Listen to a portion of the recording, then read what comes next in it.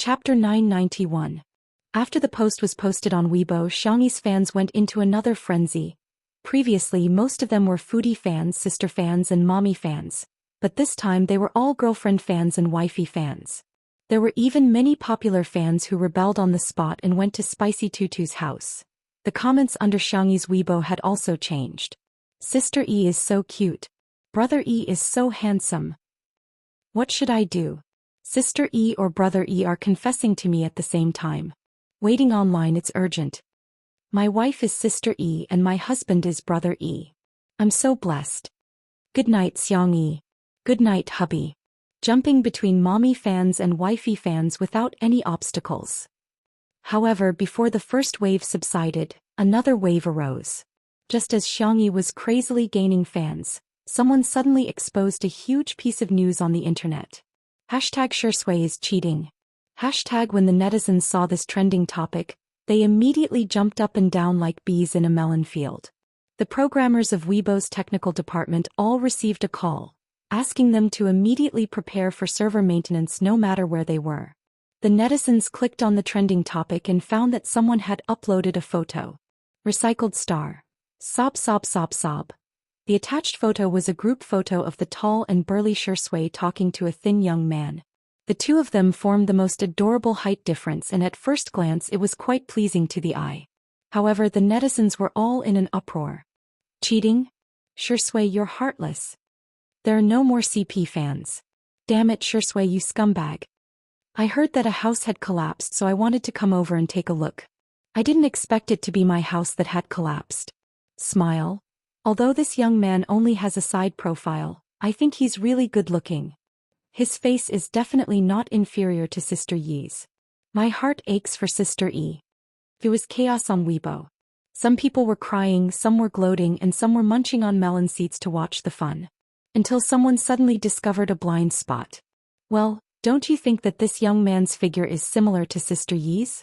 The lines on his side profile are also similar. This guess immediately made the netizens come up with even more ideas. Brain hole 1. This is Shi Ingdi's true love, the white moonlight. Sister E was just a substitute. He was just a substitute. Brain hole 2. Someone deliberately found a boy who looked like Xiangyi to frame Shi Ingdi. It was just a publicity stunt. Brain hole 3. Xiangyi has always been a man dressed as a woman. She is not she, but he. But this time he accidentally exposed his true gender. It's just the truth. There was also brainstorming 5. By the time Xiangyi and Shursui heard about Anan, the netizens were already imagining that the two of them had been possessed by aliens and that they were about to infect all of humanity with the virus in the next second. Then aliens would rule the earth. In the video call, Anan shrugged. That's pretty much it. Sichuan Bai, who was beside him, rubbed the space between his eyebrows. The trending topic has been removed. Do you need the company to make a statement? Anan asked. Do you want to make a statement that the two of them aren't aliens? Xiangyi? Shursui? Sichuan Bai adjusted his glasses. The gold medal manager, who had always been strict and indifferent, had learned how to flatter. That's a good idea. It's worth learning from. Really? Anan said embarrassedly. It's not that impressive. If it can help you, Mr. C, that would be great. Xiangyi. She silently hung up the video call. Chapter 992. As soon as Xiangyi hung up the video call, Director Yen hurriedly rushed over. Sister E, why don't I post the video of you racing in men's clothing? Otherwise, the netizens will misunderstand. What kind of messy trending topic is this? Xiangyi shook her head. No need, Director Yen. If you post another video, it will be considered a spoiler and affect the audience's viewing experience. This. Director Yen was a little moved. The young lady had already been scolded to such an extent, yet she was still thinking about the viewing experience. Why doesn't my disappointing son know how to abduct Xiangyi home? I've thought of a solution, but I need your help. Xiangyi said the second half of the sentence to Shursui. A certain Shursui chuckled. My pleasure, Your Highness. Director Yen was speechless. Forget it, do as you see fit. If you need me to post a video, just let me know. I'll go see how the set is going. He wasn't going to take this public display of affection. A few minutes later, Xiangyi updated her Weibo with a new post. Xiangyi V. I'm doing a live stream on Xianxia TV. Click on the link and join my live stream link. The netizens were shocked. Sister E was going to start a live stream. In an instant, everyone clicked on the live stream and called their friends. The number of viewers in the live stream exceeded 1 million in minutes. The page jumped and Xiangyi's face appeared on the screen. However, the camera was pointed at the girl's chin from a devilish angle. But even at such an angle, the lines of her chin were still impeccable. A magnetic and flirtatious chuckle crashed into everyone's ears, causing them to tremble. Shui was actually there too? Put your phone here. Shui placed Xiangyi's phone on the stand and zoomed out to capture Xiangyi's upper body. Wait a minute, why wasn't it Sister E but a boy? The netizens looked at the short-haired young man on the screen in confusion. What the F***ck? Is Shui provoking everyone? This is too much. Sister E is such a good person, but you actually cheated on her. Oh no, it's the feeling of being moved. This little brother is so good-looking and his eyebrows and eyes are so similar to Sister Yi's. If I were Shi Yingdi, I wouldn't be able to resist either. The next second, the short-haired boy waved his hand at the crowd and smiled, revealing his dimples. Long time no see. I'm Xiangyi. This familiar soft and gentle voice. The netizens. Some netizens trembled and asked uncertainly, "Are you, Sister E?" Xiangyi replied, "It's me." She lifted a corner of her wig to prove her identity. "This wig is for acting. I made a cameo appearance as a boy in Night is Coming." Xiangyi leaned closer to the screen. Her fair, porcelain-like skin was so delicate that it could be broken by a blow. She smiled and asked, "Do I look good in men's clothing?" The live stream was silent for 2 seconds and then the bullet screen was flooded with comments. "Oh, hubby. So he didn't cheat at all and Sister E is just in men's clothing? I'm dead, wifey. Oh no, hubby, don't come so close. I can't breathe." Xiangyi was a little embarrassed by the compliments. "I feel a little weird in men's clothing, I'd better take off the wig." At this moment the bullet screen reached an astonishing level of unity. "Hubby, no. I won't allow it." Xiangyi blinked and thought of something. She lowered her voice and said lazily, "Okay wifey," and so, the bullet screen became even crazier. Chapter 993. Sob hubby. Sister E, I can dress as a man. I don't care, Sister E is calling me wife. As for Shui, he was ignored by the netizens. The man folded his arms and glanced at the comments from time to time, feeling a little jealous. He took out his cell phone and sent a message to Sichuanbai. "What if your girlfriend is more popular than me?" After a long time Sichuanbai finally replied, "You only found out now?" Shui was dumbfounded. A certain best actor who was indignant about being ignored, decided to be a little impulsive. He covered his lips with his slender fingers and coughed twice. As expected, Xiangyi's attention was immediately attracted and she couldn't be bothered to interact with the netizens. She turned around and asked with concern, "Are you all right?" "It's just, my throat feels a little uncomfortable." Shui coughed a few more times and said weakly, "I'm sorry to have affected you." "No way. Wait here, I'll go get you some lozenges and syrup." The girl got up to look for the medicine while Shui's lips curled into a smile. Xiangyi didn't see his smile, but the netizens watching the live stream could see it clearly. Shui is the most shameless of the family of 4. Little Shiji is just a younger brother to you. The dragon's well of the mortal world is sway, a little sway. Shui wasn't annoyed and instead said with a smirk, "Everyone, you're flattering me." Everyone was speechless. They were shocked. Has a certain best actor become so thick-skinned? Seeing that he was in a good mood, the fans mustered up the courage to ask him all sorts of questions. Ever since Shui debuted, he had never accepted any interview or variety shows.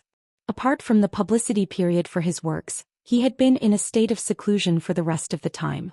His fans were looking forward to interacting with him, but they didn't have the chance to. Shui answered almost all of their questions today. What's the experience of filming a movie?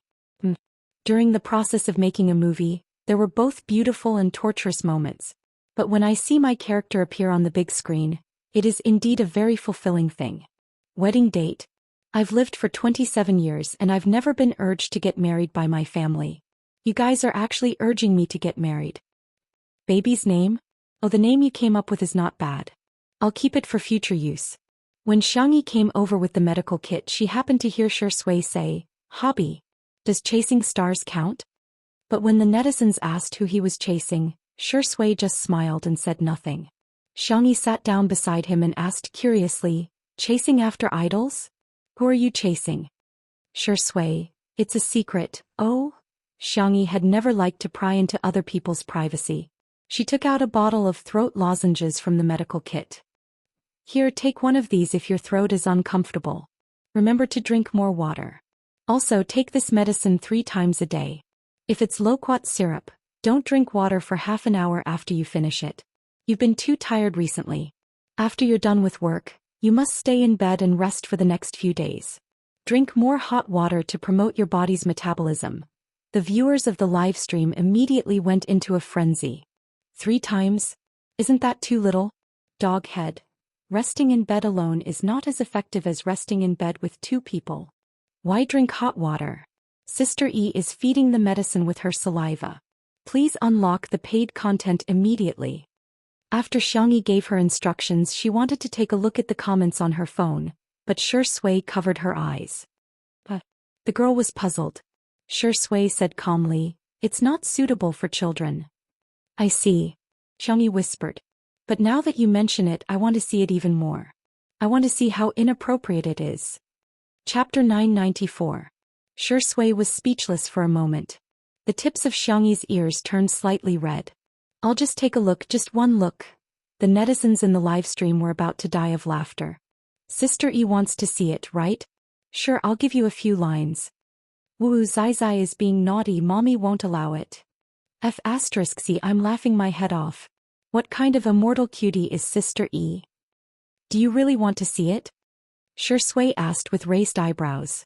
"Yeah." The netizens rubbed their palms together and placed their fingers on the keyboard, ready to give Xiangyi a few lines at any time. To their surprise, Shui smiled and leaned closer to the girl's fair earlobe. "I'll read it to you then." The netizens were dumbfounded.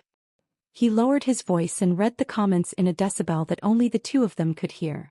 The netizens watched helplessly as Xiangyi's ears turned from slightly red to tomato red, and then the crimson color spread to her slender neck and small face.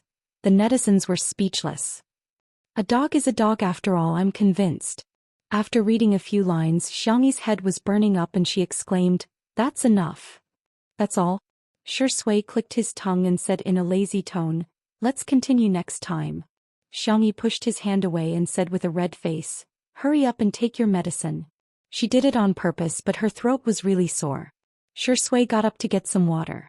The misunderstanding had been cleared, and #Shui cheating hashtag was no longer trending. Instead, it was replaced by #Xiangyi in men's clothing hashtag, which had already jumped to the top 5. Xiangyi chatted with the netizens for a while and was ready to wrap things up. "That's all for today's live stream." Buzz. Shui's cell phone, which was left on the table, rang. Xiangyi said, "It's a call for you." Shui said without turning his head, "Answer it for me." "Oh." Xiangyi saw that the caller ID showed the words, "Housekeeping Service." Without thinking much, she answered the call.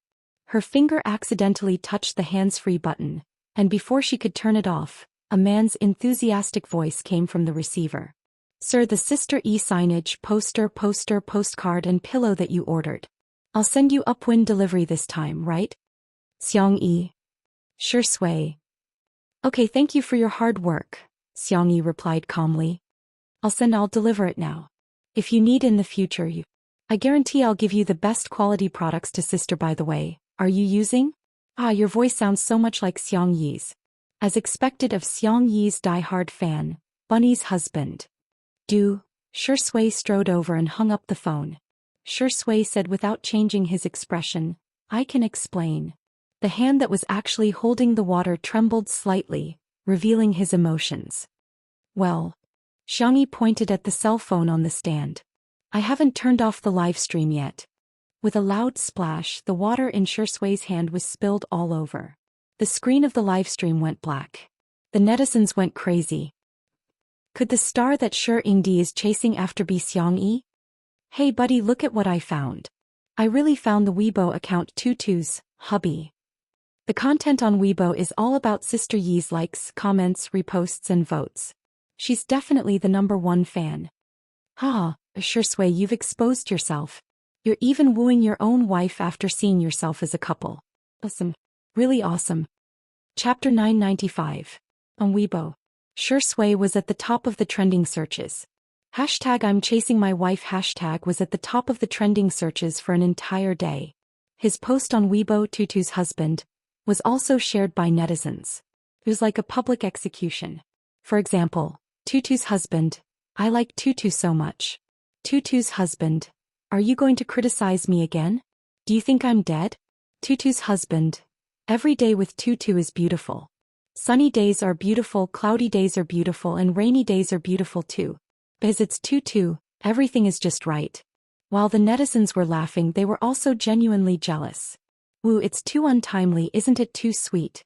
Shui is secretly using a fake account to chase after his wife. In reality, the scene was very awkward. Xianxia stared at Shui. Shui avoided her gaze. The girl asked uncertainly, so, the celebrity you're chasing after is me? Shui stuffed a mint-flavored throat candy into his mouth, indicating that it was not convenient for him to speak. Could be said that he was really deceiving himself. Xianxia took out her cell phone and pretended to search for Weibo. Then I'll search for it myself. The next second, the man snatched her cell phone away. Xianxia said calmly, why? Are you shy? Shui mumbled, no. Really? Shui stopped talking. The man put one hand in his pocket and looked at the sky and the ground, but he did not look at Xianxia. Xianxia only found it funny. The girl tiptoed and the warmth of her breath fell on the man's clean and obvious collarbone. Boyfriend, I didn't know you had such a childish side. Shui's eyes darkened and his Adam's apple bobbed twice. He still looked serious and abstinent. It's time for me to go and film. The man left with large strides. His back was still straight and his demeanor was still elegant. However, his back view looked like he was fleeing. 2 months later. Director Yan's filming progress was steady, and the pace of filming was very smooth. Moreover, as an experienced director, he put the scenes with strong emotions at the back of the film. After 2 months of training, everyone's acting skills improved by leaps and bounds, especially Yan Nai and Rong Huai. In the end, the roles that the two of them played in the drama turned evil. The female doctor gave them a temporary warmth, but she could not really cure them. The two of them relied on the priest's hints and advanced step by step. First, they sent the female doctor away. Then they put a lethal amount of drugs into the ventilation system of the mental hospital. The drug was spread to every room in the hospital. Other than the female doctor, everyone else in the hospital had died from the injuries sustained by the two teenagers. Their last scene was to set the entire mental hospital on fire. However, the female doctor found out. The two of them panicked at first, then looked at each other and became completely evil. Sister, no one in this mental hospital is innocent. The rebellious young man smiled. They all deserve it. The depressed young man's eyes were sinister. Sister, if you run faster, we might consider letting you off. The two of them approached the female doctor step by step. The female doctor did not take a step back. She looked at the two of them quietly as a teardrop rolled down her cheek. Police sirens came from all directions and the two of them panicked. They were like headless flies not knowing where to run. Run to the west. The female doctor's voice was very soft. She put a candy in their hands and said with reddened eyes, if possible, run as far as you can. The two of them hesitated for a moment before running away and disappearing into the dark wilderness. Cut. That's it. Congratulations to Rong Huai and Yan Nai. Chapter 996. No one said a word. After a long time, Yan Nai sobbed softly. It was as if a switch had been turned on as many emotional staff members began to wipe their tears. Hey, what's there to cry about? You're just so pretentious. Rong Huai complained as his eyes turned red. They had been filming together for more than 2 months and had experienced the joys and sorrows of the characters together. It would be a lie to say that he was not moved. Suddenly, Rong Huai felt a gentle pat on his shoulder. He turned his face and met the gentle smile of a young girl. Here are the spicy strips that you two want to eat. Who wants to eat this kind of junk food? Rong Huai said awkwardly, but his nose felt even more sour. He had only asked Yen Nai what spicy strips tasted like previously. Yen Nai said that he did not know either. Yen Nai's mother was very strict and did not allow him to eat snacks since he was a child.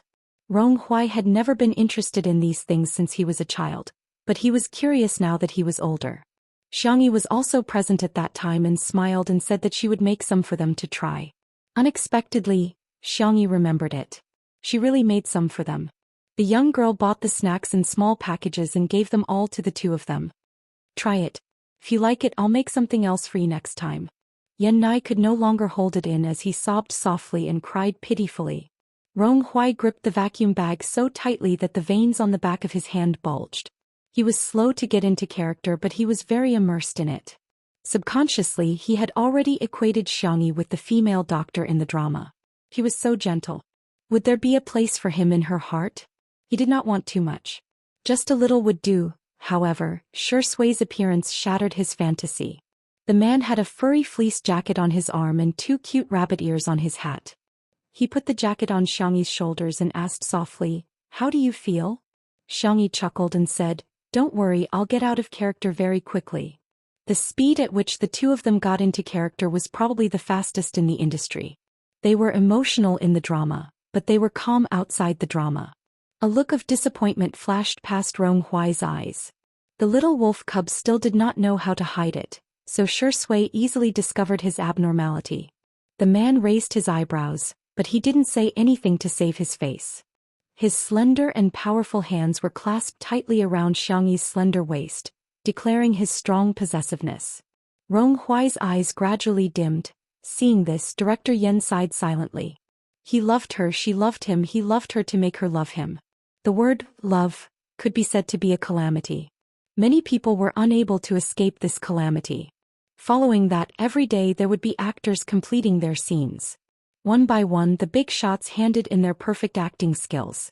Each scene was more and more intense than the previous one. The pace of everyone turning evil was getting more and more sensational. That ray of justice was getting weaker and weaker, but from start to finish they never gave up. Everyone had a feeling that even if this movie didn't explode at the box office, it would definitely win a lot of awards. Tomorrow is the last scene of the movie. In the wee hours of the morning before the set wrapped up, Director Yen said earnestly, "Shui and Sister E must have a good rest tonight. Also, are you guys confident?" There was a feeble response from the set. Shui nodded slightly. Xianxia smiled and said, "After work tomorrow I'll treat everyone to a meal." Wow! There were cheers at the set, and the originally depressed mood was instantly stirred up. Director Yen was dumbfounded. "You guys must be the atmosphere team that Sister E hired." Chapter 997. It was late at night. In the corridor of the hotel, Anan and Si Chuanbai were delivering supper to their artists. "Mr. Si, do you think it's appropriate for me to deliver supper to little darling?" Anan's hands were empty. In contrast, Si Chuanbai's hands were full of bags. The man said calmly, "It's a good thing to avoid arousing suspicion. Let's deliver it to Shui first, then let him deliver it to Sister E. Or perhaps we can deliver it to Sister E together." "Wow. Mr. C is so thoughtful. Boo-hoo, Mr. C, you're so good at it." This little colorful guy's bootlicking was really... one would never get tired of hearing it. The corners of Si Chuanbai's lips curled up subconsciously. He had Shui's key card and had informed him in advance. When he arrived at the door, he knocked twice and swiped the card to enter. Shui was sitting on the single-seater sofa by the floor-to-ceiling window, his long legs crossed as he lazily flipped through the script. He had already flipped through a few pages of the book to the brim. "Eat something first. Don't worry, we only bought bland food." Si Chuanbai placed 2 large bags on the coffee table. Shui looked up. His black hair had been grown long for the sake of the plot. His hair was loose and covered his eyes, making him look like a model from a Japanese magazine. "Have you delivered it to her?" "Not yet." Anan raised his hand. "Then let's deliver it to little darling together?" Shui slowly closed the script. Although he was smiling, his smile was extremely cold. "What did you call her?" Shui's aura was strong and overwhelming. Anan couldn't withstand it at all and changed his words. "Sister E," Shui restrained himself and said gently, I can call her little darling from now on." Anan's eyes lit up. Ah, Shui is so manly and protective of his wife. Si Chuanbai pressed his forehead, but his thoughts were, Shui was becoming more and more like a primary school student. The three of them carried the takeout bags and went to look for Xiangyi. The doorbell rang a few times, followed by the sound of footsteps. Xiangyi opened the door with the script in her hands. She seemed to be thinking about tomorrow's scenes. Anan was stunned for a moment. Only then did he realize that both Shui and Xiangyi had top-notch talents among their peers, but they still worked very, very hard. Also, Mr. C had to deal with so many things every day and had to help him from time to time. Anan was ashamed. He clenched his fists and swore to himself that he could no longer rely on Mr. C. He would work hard to become an independent manager. Ali for Nanan. By the time Anan came back to his senses, he realized that Xiangyi and the others had already been chatting about the script for a while, and the topic had even shifted to him. Xiangyi asked, Anan, do you have someone you like? Anan nodded vigorously. Yes, yes. Si Chuanbai's gaze fell on him, staring at him without blinking. Then Anan said excitedly, it has to be Diga. Si Chuanbai? ? This name sounded strangely familiar. Could it be that they both knew each other? Xiangyi hesitated for 2 seconds and asked uncertainly, are you talking about Ultraman Diga? Yes. Diga is so handsome. Tyler, Ace, Leo, none of them can compare to Diga. In the words of the fandom, our brother Diga is the best. The other Ultraman brothers don't take cues and ride on his popularity. Si Chuanbai was speechless. For a moment he couldn't tell if he was happy or sad. Chapter 998. Si Chuanbai didn't know whether to laugh or cry. He was dejected. Shui and Xiangyi, on the other hand, were having a hard time trying to hold back their laughter. Judging from Anan's carefree attitude, Si Chuanbai would probably have a hard time in the future. Anan said a lot about Ultraman before he realized that something was wrong. He said embarrassedly, am I talking too much? No, you're not. Xiangyi tried to smooth things over. I think your passionate feelings are similar to the feelings a female doctor has for a pastor. Shui shook her head. No, I think the pastor is the one who is passionate about the female doctor. He's just pretending. The two of them had different understandings of the script and different perspectives, so they started to discuss it. Si Chuanbai and Anan each expressed their own opinions, and it was much smoother. The next day, at a church. The film crew had rented a church for the day, so they had already cleared the place. Shui and Xiangyi came to the set after getting their hair and makeup done. Director Yen said, I won't talk about the last scene because I think it will restrict you. You're free to act according to your own interpretation of the script. As soon as he finished speaking, there was an uproar. Director Yen, who had a very high control over the script, actually wanted the two of them to act by themselves. To be honest, it was difficult to write a composition with a topic, but sometimes, it was even more difficult to write a composition without a topic. Similarly, it was the same for acting. With the director talking about the script, it was equivalent to giving the actors a direction.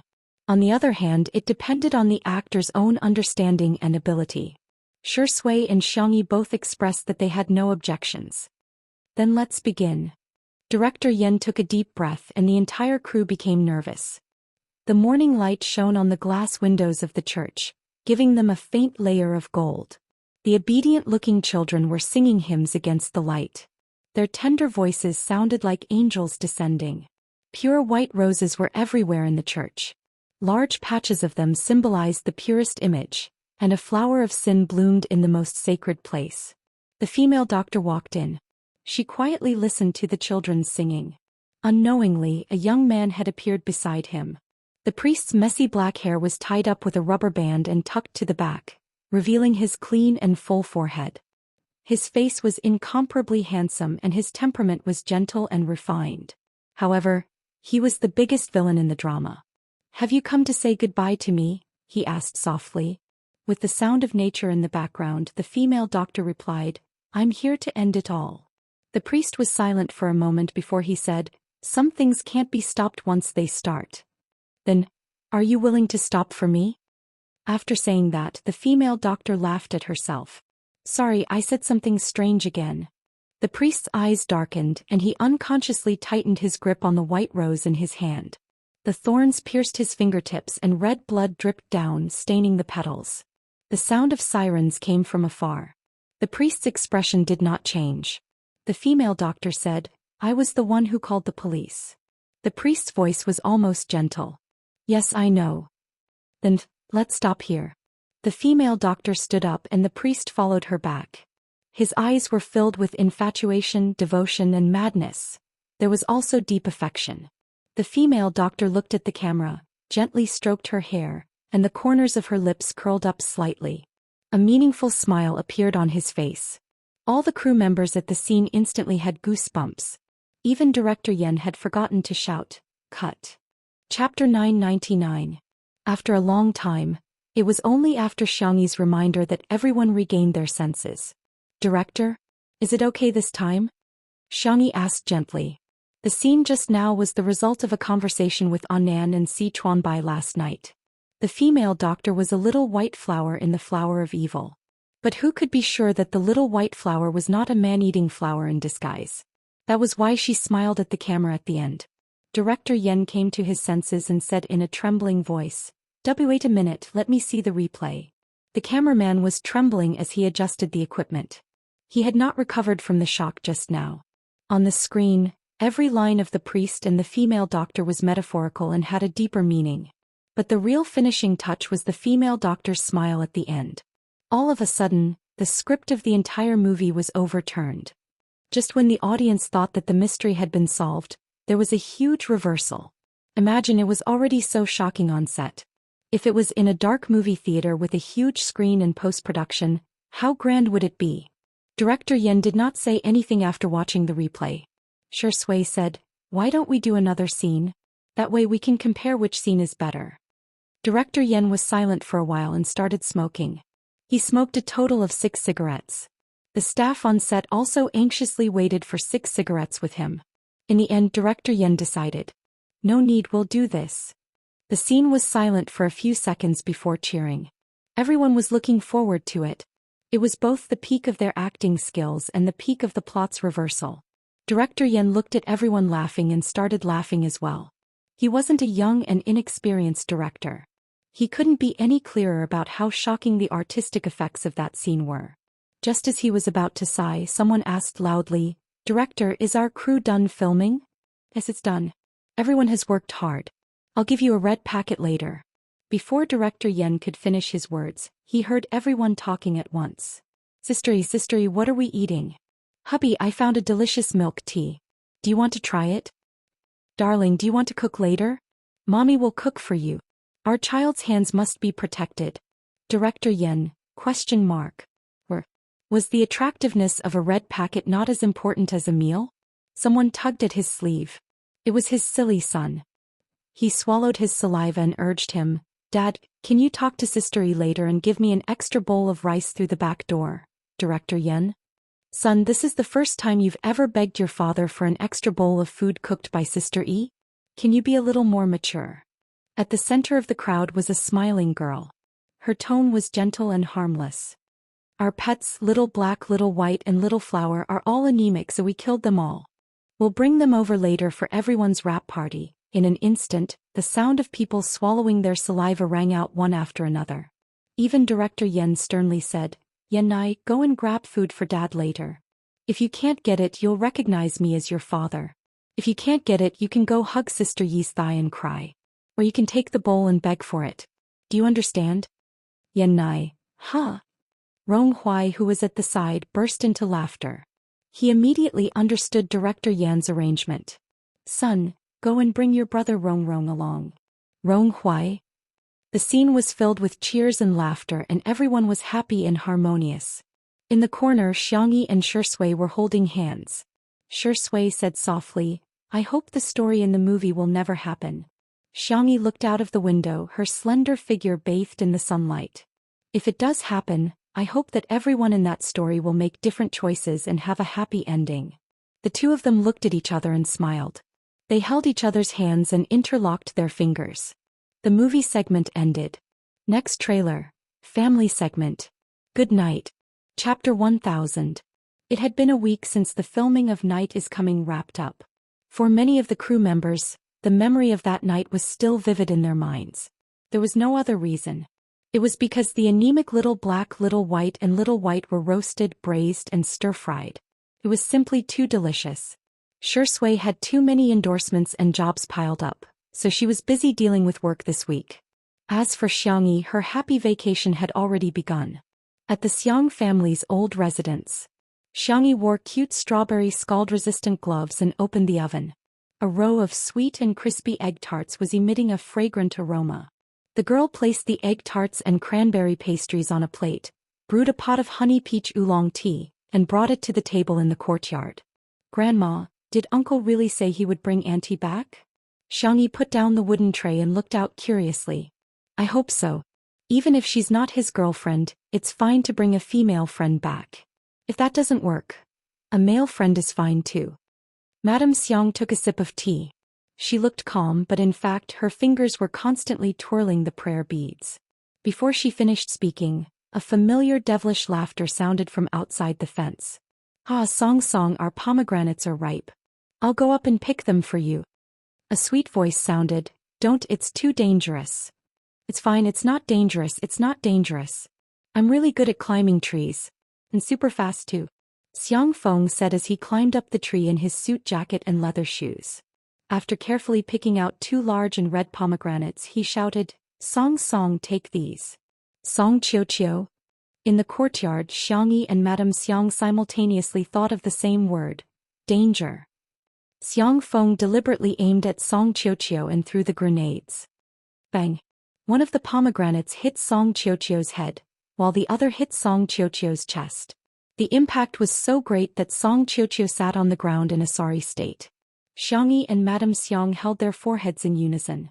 Xiang Feng, who was on the tree, hurriedly called out, "Song Song." Xiangyi put her hands together, praying that her little uncle could speak human language. Then she heard her little uncle speak the words of a universal steel man. "You're not dead. Song Qiu Qiu?" She slowly raised her head and met Xiang Feng's overjoyed face. "Song Song, you're still alive." Song Qiu Qiu told herself to endure it. She must endure it. She smiled. "Yes, you can come down. Xiang Feng, no rush, I'll pick a few more for you. You're already here." She Song Qiu Qiu felt like uprooting the pomegranate tree. Seeing this, Xiangyi hurriedly went out to greet him. "Sister Song, it's been a long time." Song Qiu Qiu had a baby face. Wearing a sweet pink cardigan and a white dress, she looked much younger than her actual age. Tutu. Song Qiu Qiu was surprised and happy. She gave Xiangyi a big hug, her eyes sparkling. "Can I pinch your face? Can I?" Xiangyi said helplessly, "Sister Song, I'm already 21 years old." The next second, her cheeks were pinched and both of them were pinched at the same time. Xiangyi, "Oh, degree asterisk.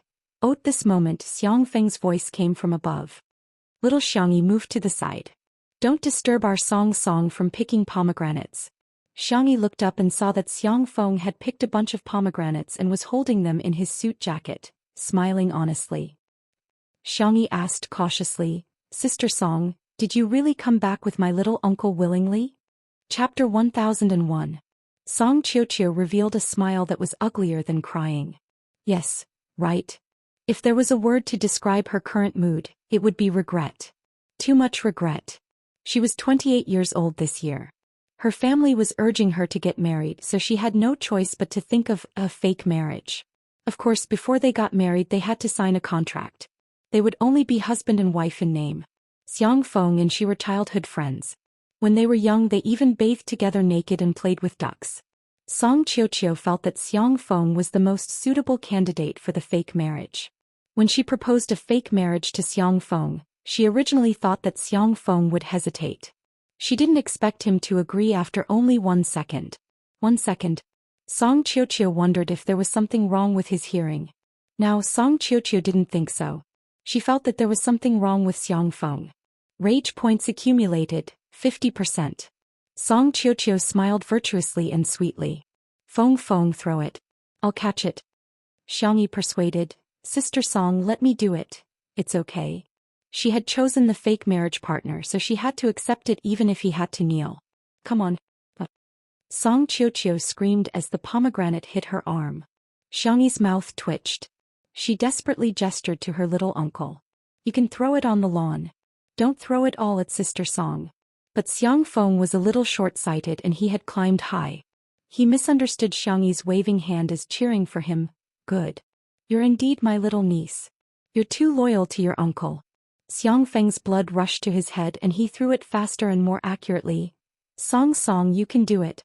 You have to challenge yourself and defeat yourself. This little difficulty in front of you is nothing. As long as you work hard you can definitely catch the pomegranate. In the courtyard, Madame Xiang broke her prayer beads on the spot. What kind of thing did she give birth to? It was better to have a piece of barbecued pork. Song Qiuqiu, a socialite's daughter, was smashed by a pomegranate for a long time. That scene made those who heard it sad and those who heard it cry. Finally, Song Qiuqiu caught a pomegranate. Xiang Feng slid down the tree and applauded her happily. Song Song, you did it. You really did it. Song Qiuqiu put on a fake smile. Feng Feng, let's play a game? What game? Dido pomegranate. Under Xiang Feng's puzzled gaze, Song Qiuqiu swung his arm and threw the pomegranate in his hand. Clang. It hit him squarely in the face. Xiang Feng fell straight to the ground as if he was about to faint from the impact. Xiangyi, Madame Xiang, Song Qiuqiu straightened out her wrinkle-free dress and smiled sweetly. Oh, I'm sorry, I was too strong. It's okay. Xiang Feng struggled to sit up. I just like our Song's strength. Song Qiuqiu, shall we continue then? Xiang Feng, that's not necessary. Before he could finish his sentence, the second and third pomegranate cannonball came one after another, smashing Xiang Feng until he saw stars. Xiangyi was stunned. Could it be that both of them had 0 defense points and full attack points? A few minutes later, Song Qiuqiu held an exquisite porcelain cup and sipped tea, looking extremely elegant and dignified. Xiang Feng grimaced, his expression as if he was wearing a mask of pain. He said to Madame Xiang aggrievedly, "Mom, it hurts." Madame Xiang pushed the dessert plate towards Song Qiuqiu and said with a smile, "You deserve it." Chapter 1002. Xiang Feng? Why, wasn't he his mother's favorite child? Xiangyi hurriedly said, "Sister Song, I remember that you like sweet things. I made these egg tarts and cranberry pastries myself. Try them." Song Qiuqiu maintained the elegance of a socialite. She picked up a small piece of cranberry pastry and took a small bite. The skin was golden and shiny, and the butter and egg yolk mixed together to create a crisp texture. The sweetness and sourness of the dried cranberries and the faint milky fragrance were perfectly blended together. Just by biting into such a small piece, she felt that it was soft and sticky, leaving a lingering fragrance in her mouth. Song Qiuqiu, a woo. Song Qiuqiu stopped pretending to be a lady. After taking big bites of 2 egg tarts and a few pieces of cranberry pastry, Song Qiuqiu's eyes were brimming with tears. "It's so delicious. Our tutu's cooking is amazing." Xiangyi smiled. "Eat more if you like it." Madame Xiang's eyes were kind. Song's appetite is still as good as when she was a child. Hee. She turned her head and met Xiang Feng's eyes. Song Qiuqiu said uncomfortably, "Why do you keep looking at me? I eat very ugly." Xiang Feng, "I don't know why, but when I see you eating I think of a particularly beautiful scene." Song Qiuqiu, Xiangyi's sixth sense told her that her uncle probably wouldn't say anything good. The girl grabbed Xiang Feng's sleeve. "Uncle, think about it." But it was too late. Xiang Feng said affectionately, "Little Xiangyi, don't you have a lot of little piglets? Those little piglets eat pig food so happily." Song Qiuqiu took a deep breath. Song Qiuqiu began to roll up her sleeves. "Auntie Tutu, I'm sorry, but I might show you some uncomfortable scenes." Xiangyi looked up at the sky. "Grandma, look, that cloud looks like a leaf." Madame Xiang nodded. "Yes, I can't see anything except the clouds." Xiang Feng raised his head to look. The sky was unbelievably blue, and it wouldn't be an exaggeration to say that there were no clouds for thousands of miles. "Where are the clouds?" Just as he was mumbling, Song Qiuqiu pounced on him. She swiftly grabbed his ear and twisted it half a circle. Xiang Feng, it hurts. Song was in pain. "Let go." "Like a little piglet, right? I think you're a pig." "Is throwing pomegranates fun?" "Huh. I'm giving you face and you're taking advantage of it." Her voice was as sweet as ever. Song Qiuqiu didn't hesitate when she started. At first glance, it was obvious that she was a fake socialite's daughter and a real irritable girl. The entire courtyard was filled with Xiang Feng's wailing and howling, as well as Song Qiuqiu's profanities. After an unknown amount of time, Song Qiuqiu let go of his hand and said in a delicate and soft voice, "Auntie Tutu, I need to use the bathroom." "Xiangyi, Sister Song, I'll take you there." No need. I know where it is." Xiang Feng watched her enter the villa, then straightened his back and bragged, "Oh, with that little strength of hers, it's like a mosquito bite. It doesn't hurt at all." "Xiangyi, uncle, but you were screaming just now." Xiang Feng choked and flew into a rage out of humiliation. "I was acting. Can't you see that?" Madame Xiang took a sip of tea. "I can see that you're afraid of Song. How can this be called being afraid? This is my respect for women as a man." Xiang Feng's words were powerful and resolute. Xiangyi exposed him. "Hey Sister Song, why are you back?" Xiang Feng quickly hid under the table and covered his ears with his hands. His movements were so practiced, it made one's heart ache. Chapter 1003. Pfft. Xiangyi couldn't help but burst into laughter. Xiang Feng waited for a long time, but he didn't hear any movement from Song Qiuqiu. He raised his head and scanned the room, only to realize that he had been deceived. Xiang Feng's dignity didn't allow him to embarrass himself in front of his little niece. He sprung up and exclaimed, "Little Xiangyi, how dare you bully uncle?" Hey uncle." Xiangyi's reminder came too late. Xiang Feng stood up with the help of the exquisite little table, causing the things on the table to sway and fall to the ground. When Song Qiuqiu returned from the bathroom, he saw his favorite desserts and black tea falling all over the ground. Xiang Feng. Hence, Xiangyi and Madame Xiang began watching the clouds again. Although it was embarrassing to get beaten up, the fact that Xiang Feng had brought his girlfriend home greatly improved his status in the Xiang family.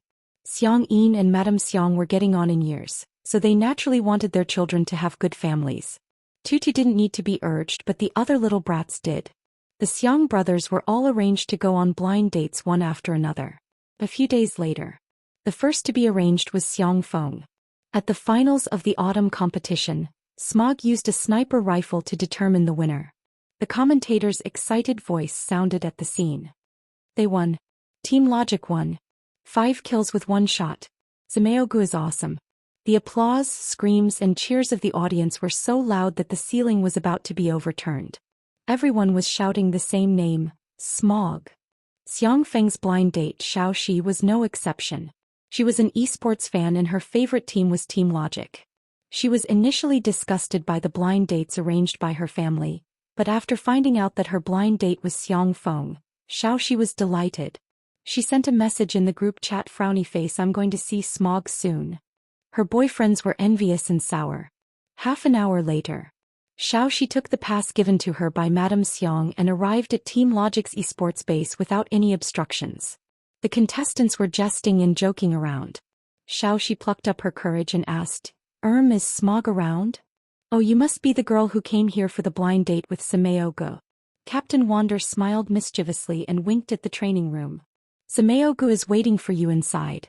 Xiaoxi's heart thumped as she knocked on the door. No one answered. She waited for more than 10 seconds before boldly turning the doorknob. In front of a high-end computer, a thin and slender young man sat with his legs bent. He wore black headphones and was staring intently at the screen. Was this a review? Smog was really motivated. As expected of the man who won the MVP award. When she took a closer look, Xiaoxi's expression froze. He was video chatting with Xiangyi. In the video, Xiangyi was reading a book while Xiao Naofu was lying on her lap, snoring in its sleep. Its little belly breathed in and out. It was soft and fluffy and squeaky. Xiaoxi patted her face and walked forward. "Smog, hello." She reached out to Xiangyu. Xiangyu looked up. His eyes were excessively good-looking and his skin was unbelievably good. He didn't look like an internet addict who stayed up all night. He took off his headphones and said in a cold voice, "Excuse me, you're blocking my view of my little baby." "Xiaoxi." She laughed dryly and said, "Looks like you really like cats." "No, you're mistaken." Xiangyu said in all seriousness, "I prefer my keyboard and computer." "Xiaoxi." Xiangyi on the other end of the screen. Chapter 1004. Could it be that the trait of being a straight man runs in the family? Xiaomi was worried. In the training room, Xiaoxi laughed dryly and said, "Actually, I quite like keyboards too. I bought a lot of mechanical keyboards and all kinds of limited keycaps." Xiangyu nodded. Then that was it. Xiaoxi was speechless. Although she had no experience in blind dates, she had seen pigs run. Finding topics to talk about was a matter between the two of them. She couldn't be the only girl, could she? She braced herself and said, "Don't you have anything to say to me?" "I do." Xiangyu paused. "I think it's better not to talk about it." Xiaoxi said, "It's okay. Actually, it's my first time on a blind date and I don't have much experience." "I heard it's your first time too, so let's talk freely." Xiangyu hesitated. "Are you sure?" "Yeah, go ahead." Xiangyu said coldly with a poker face, "You have chili powder on your teeth." Xiaoxi was speechless. A few seconds later she screamed and rushed out of the training room. On the screen, Xiangyu resisted the urge to dig her toes into the ground and reminded him, "Brother, can you not be so straight?" Xiangyu was puzzled. "Am I?" "Xiangyi. That's right, just treat her the same way you treat Xiao Naofu." In that case, Xiangyu might have a glimmer of hope of being single. However, Xiangyu refused without hesitation. "How can I do that? I can't betray our Xiao Naofu. It's my only baby. How can I betray my baby for a woman?" After a few seconds of silence, Xiangyi hung up the video call. "Do whatever you want." Smiley face. Seeing the screen go black, Xiangyu clicked the mouse hard to confirm that the video call was hung up and not a problem with the internet. He was depressed. Did he do anything wrong? Why didn't she show him Xiao Naofu? Creak. The door of the training room opened and 5 heads poked in. Whoa. Xiangyu turned his gaming chair and was shocked to see the row of heads. "What are you guys doing?" "Wander, that girl is crying. Are you sure you don't want to coax her?" The other teammates all started talking at once. That's right, that's right. After all, she's a girl." "Sameo-gu, you don't know how to be gentle with girls, do you? You're just trying to coax her. How can you treat your blind date like that? The little girl is so nice. She even ordered milk tea and cakes for each of us. Do you have the heart to do that?" The tip of Xiangyu's tongue pressed against the roof of his mouth unhappily. "Alright, stop talking. I'll go take a look."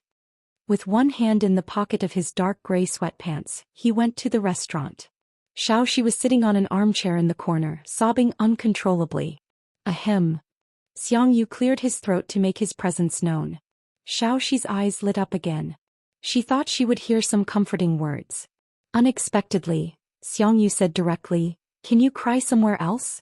This sofa is Xiao Naofu's favorite. It usually sleeps on it for naps, so it's exclusive to it." "Xiaoxi? Listen, is this even human language?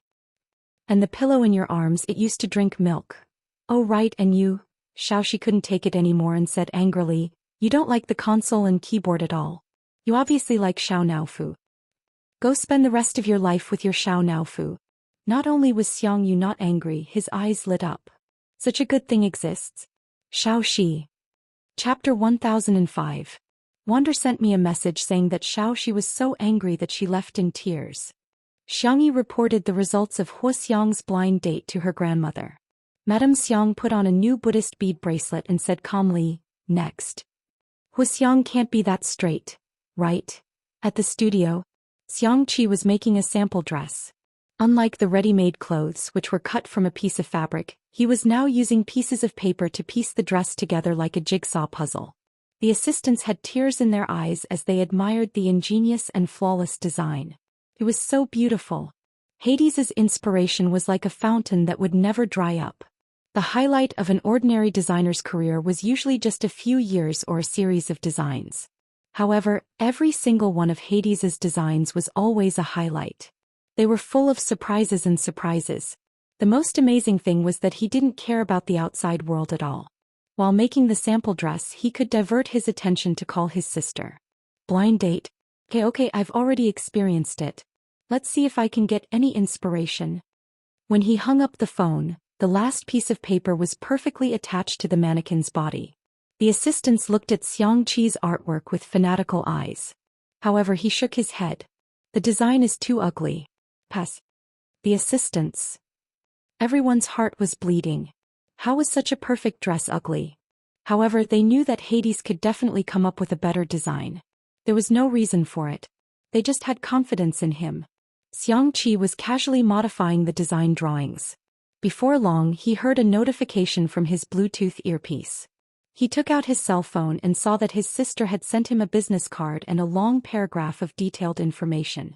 Wuxia, this sister is called Elena. She's a supermodel. She likes French food and hates frivolous perfume. Xianxia felt a headache coming on. He clicked to add her as a friend, chatted with her and asked her out for a meal. Everything went smoothly. This made Xianxia's ego swell. It turned out that finding a girlfriend was so easy. Seeing that his status in the family had risen, his sister cared a lot about him. She would cook 2 of his favorite dishes for every meal. Xianxia secretly swore in his heart. He, the Xiang clan's Chi, must become the second man in the Xiang clan to leave his single life. At night, at a certain French restaurant, the decor was elegant and exquisite. The pianist was playing soothing and melodious music. There was an exquisite white porcelain vase on each table. According to Elena's preference, the vase was decorated with white double-petaled fragrant snow orchids and green eucalyptus leaves. Xianxia had also chosen a steady woody perfume for his perfume. He had chosen a simple, clean and pure-colored suit for his suit. His hair was casually tied back, giving him a designer's artistic aura. As expected, Elena was very satisfied with his first impression. The 2 of them talked about art, literature, fashion, movies, music. Because of their jobs, the 2 of them had a lot of common topics and shared similar values. Facing the devilishly handsome man in front of her, his peach blossom eyes were captivating when he smiled, and even the way his Adam's apple bobbed up and down when he drank water was exceptionally tempting. Elena was not a reserved girl. Once she liked someone, she would take the initiative. She winked at Xianxia. Let's go for a drink? Sure. Half an hour later, Elena sat in a milk tea shop holding a large cup of milk tea with pearls, taro balls and bobo. She gritted her teeth. This is called drinking 1 cup? Chapter 1006. What else? Xianxia took a big sip of milk tea and gave her a thumbs up. That's right, this is the taste. Elena was speechless. She was a supermodel. How could she drink such a thing? Out of politeness, she took a small sip. Why don't we do something exciting, okay? Elena hinted again. Okay, I'll listen to you. Xianxia drank the milk tea. I'll drink this cup. Elena smiled fakely. When they passed by a trash can, she quickly threw it in when Xianxia wasn't paying attention. 10 minutes later, the car stopped. Elena touched up her makeup on the air cushion. She thought that they had arrived at the hotel, but unexpectedly, the car stopped beside a small alley. Looking at the dark alley, Elena gritted her teeth. Although the environment was a little harsh, it was hard to meet a man as good as Hades. Thus, she gritted her teeth and got out of the car. In the dark, Elena took off her coat and said in a charming voice, "Let's start. What's the hurry? We're not there yet. Hey, why are you taking off your clothes? That's not very good. There are still 8 people later." Elena was about to vomit blood. You actually called 8 people? Are you a man? She was going to post. She was going to expose Hades, this shameless person. Elena typed indignantly. Just as she was about to send the post, she heard Xianxia say matter-of-factly, "Don't you want something exciting? It's definitely more fun with more people in that escape room." Xianxia pushed open a door with ease. The dim yellow light illuminated 2 lines of large words. The most fun escape room in South City. Real people cosplay. It's free if it's not exciting. Elena was speechless. Elena changed her clothes and entered the secret room in fear. Fortunately, she was in the same room as Xianxia. The room was luxuriously decorated. The lights were ambiguous and hazy. On the large carved bed, there was a wine-red silk quilt. Elena's fingers gently slid across Xianxia's back. Her breath smelled like orchids. "Hades, don't you think this is very suitable for kissing?" Xianxia pushed her away righteously and scolded her bitterly. "Is this the attitude you're using when you're playing escape room? Where's your basic respect for this game? God, I didn't expect you to be like this, Elena." Elena. *CK, I'm not playing anymore. She was so angry that she sat on the bed and watched as Xianxia jumped up and down to look for clues. He even climbed up the ceiling vent to study it, but he didn't even look at her. Suddenly Xianxia stopped. Elena thought that he was finally going to talk to her, so she secretly pulled down the straps of her dress. However, Xianxia actually sat on the ground, picked up a small sketchbook that he always carried with him and started to draw designs. He was even shouting, "This gender-neutral detective outfit will definitely suit little sister. No, how can one be enough? I want 10 sets." Elena smiled. Elena deleted Xianxia from her friend list. The next day in the courtyard. "Grandma, third brother is also." Xiangyi sighed. She didn't need to say anything. Madame Xiang changed the string of prayer beads in her hand again, but her expression was very calm. "It's okay next. Lily has been a good child since she was young. She never made us worry." Xiangyi said, "Second brother should be different from them, right? After all, second brother was a genius. At the research institute." "Blind date?" Xiangli adjusted his glasses and smiled gently. "Sure, Tutu." Chapter 1007. Xiangyi was very surprised by Hua Tingrui's cooperation. Madame Xiang was also very pleased. Maybe Lily can find her other half through the blind date. Of course, even if she doesn't fall in love, it's good to make more friends. Xiangyi was also looking forward to it. Xiang Li's blind date was a big deal for the research institute. The research institute reported it to the higher-ups and won him a precious half-day off. His colleagues in the laboratory also cheered him on. "Dr. Xiang, bring us a sister-in-law." Regardless of whether it was teasing or encouraging, Xiang Li smiled and nodded. His temper was unbelievably good. The next day the sun was warm and the wind was gentle. Xiang Li changed into a simple white cotton linen shirt and khaki trousers. It was a very comfortable outfit. According to the appointed time, he arrived at the cafe half an hour early. The bodyguards sent by the state to protect him were either out in the open or in the dark, guarding the cafe. Xiang Li ordered a caramel macchiato for himself. He had always liked all sweets.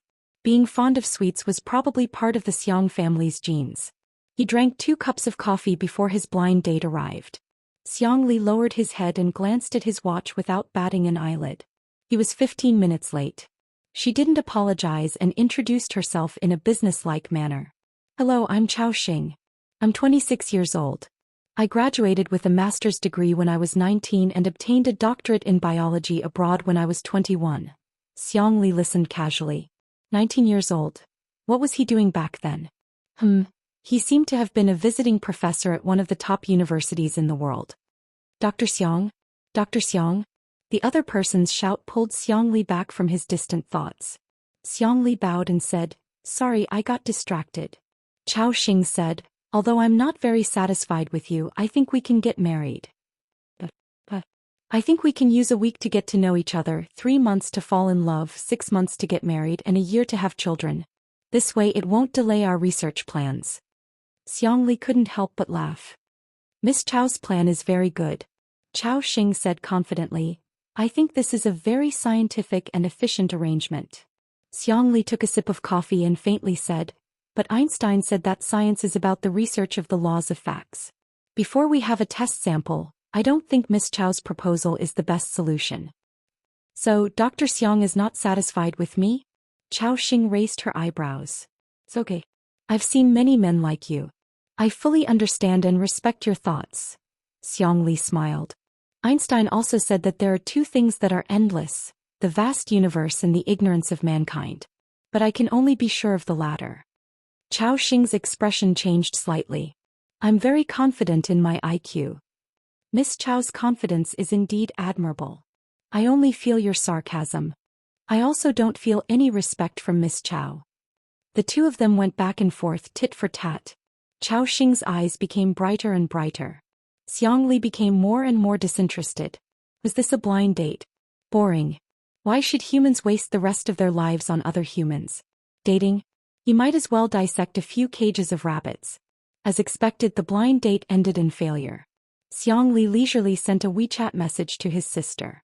"Phew, I seem to be really unpopular, cac. Aggrieved. Fearful. Pitiful. Chapter 1008. Xiangyi's reply came quickly. How could that be? Did someone bully brother? She then sent a bunch of emojis of her rolling up her sleeves and stomping her feet angrily. Xiang Li smirked. Indeed, it's more fun to tease Tutu. Woman? Sorry, no need for that. A certain medical doctor who cut black and white but found that it was still black, used the spring and autumn annals to describe today's blind date.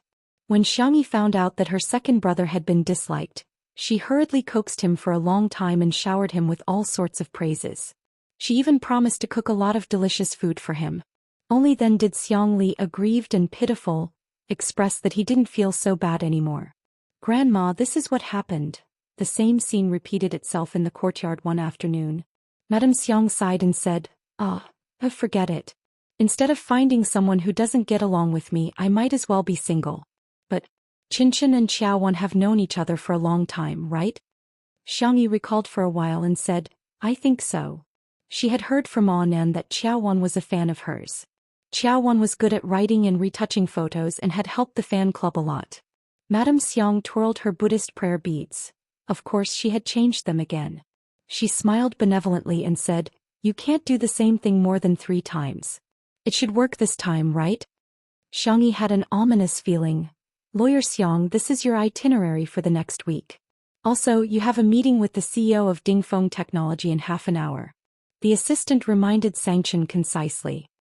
He sat in front of the walnut table with his hair combed back, looking like a meticulous elite. He was dressed in a black suit and a white shirt. His well-defined fingers were casually flipping through the judgment papers. His aura was cold and indifferent, just like the cedar trees on the distant mountains. After the assistant finished reporting, he expressed dissent and asked, Do you have any other arrangements? If not, he was going to go home and have dinner with his little bunny. The assistant said fearfully, Actually, old Madam and Missy want you to invite Miss Xiaowan to dinner to get to know each other better. Songchen's fingers paused for a moment. He raised his head, his eyes deep and calm. Who's Xiaowan? The assistant was speechless for a moment before saying, You're talking about the guardian of the best Xiangyi in the world on Weibo. Previously you even helped her friend fight a lawsuit. Xianxia nodded slightly. So it's her.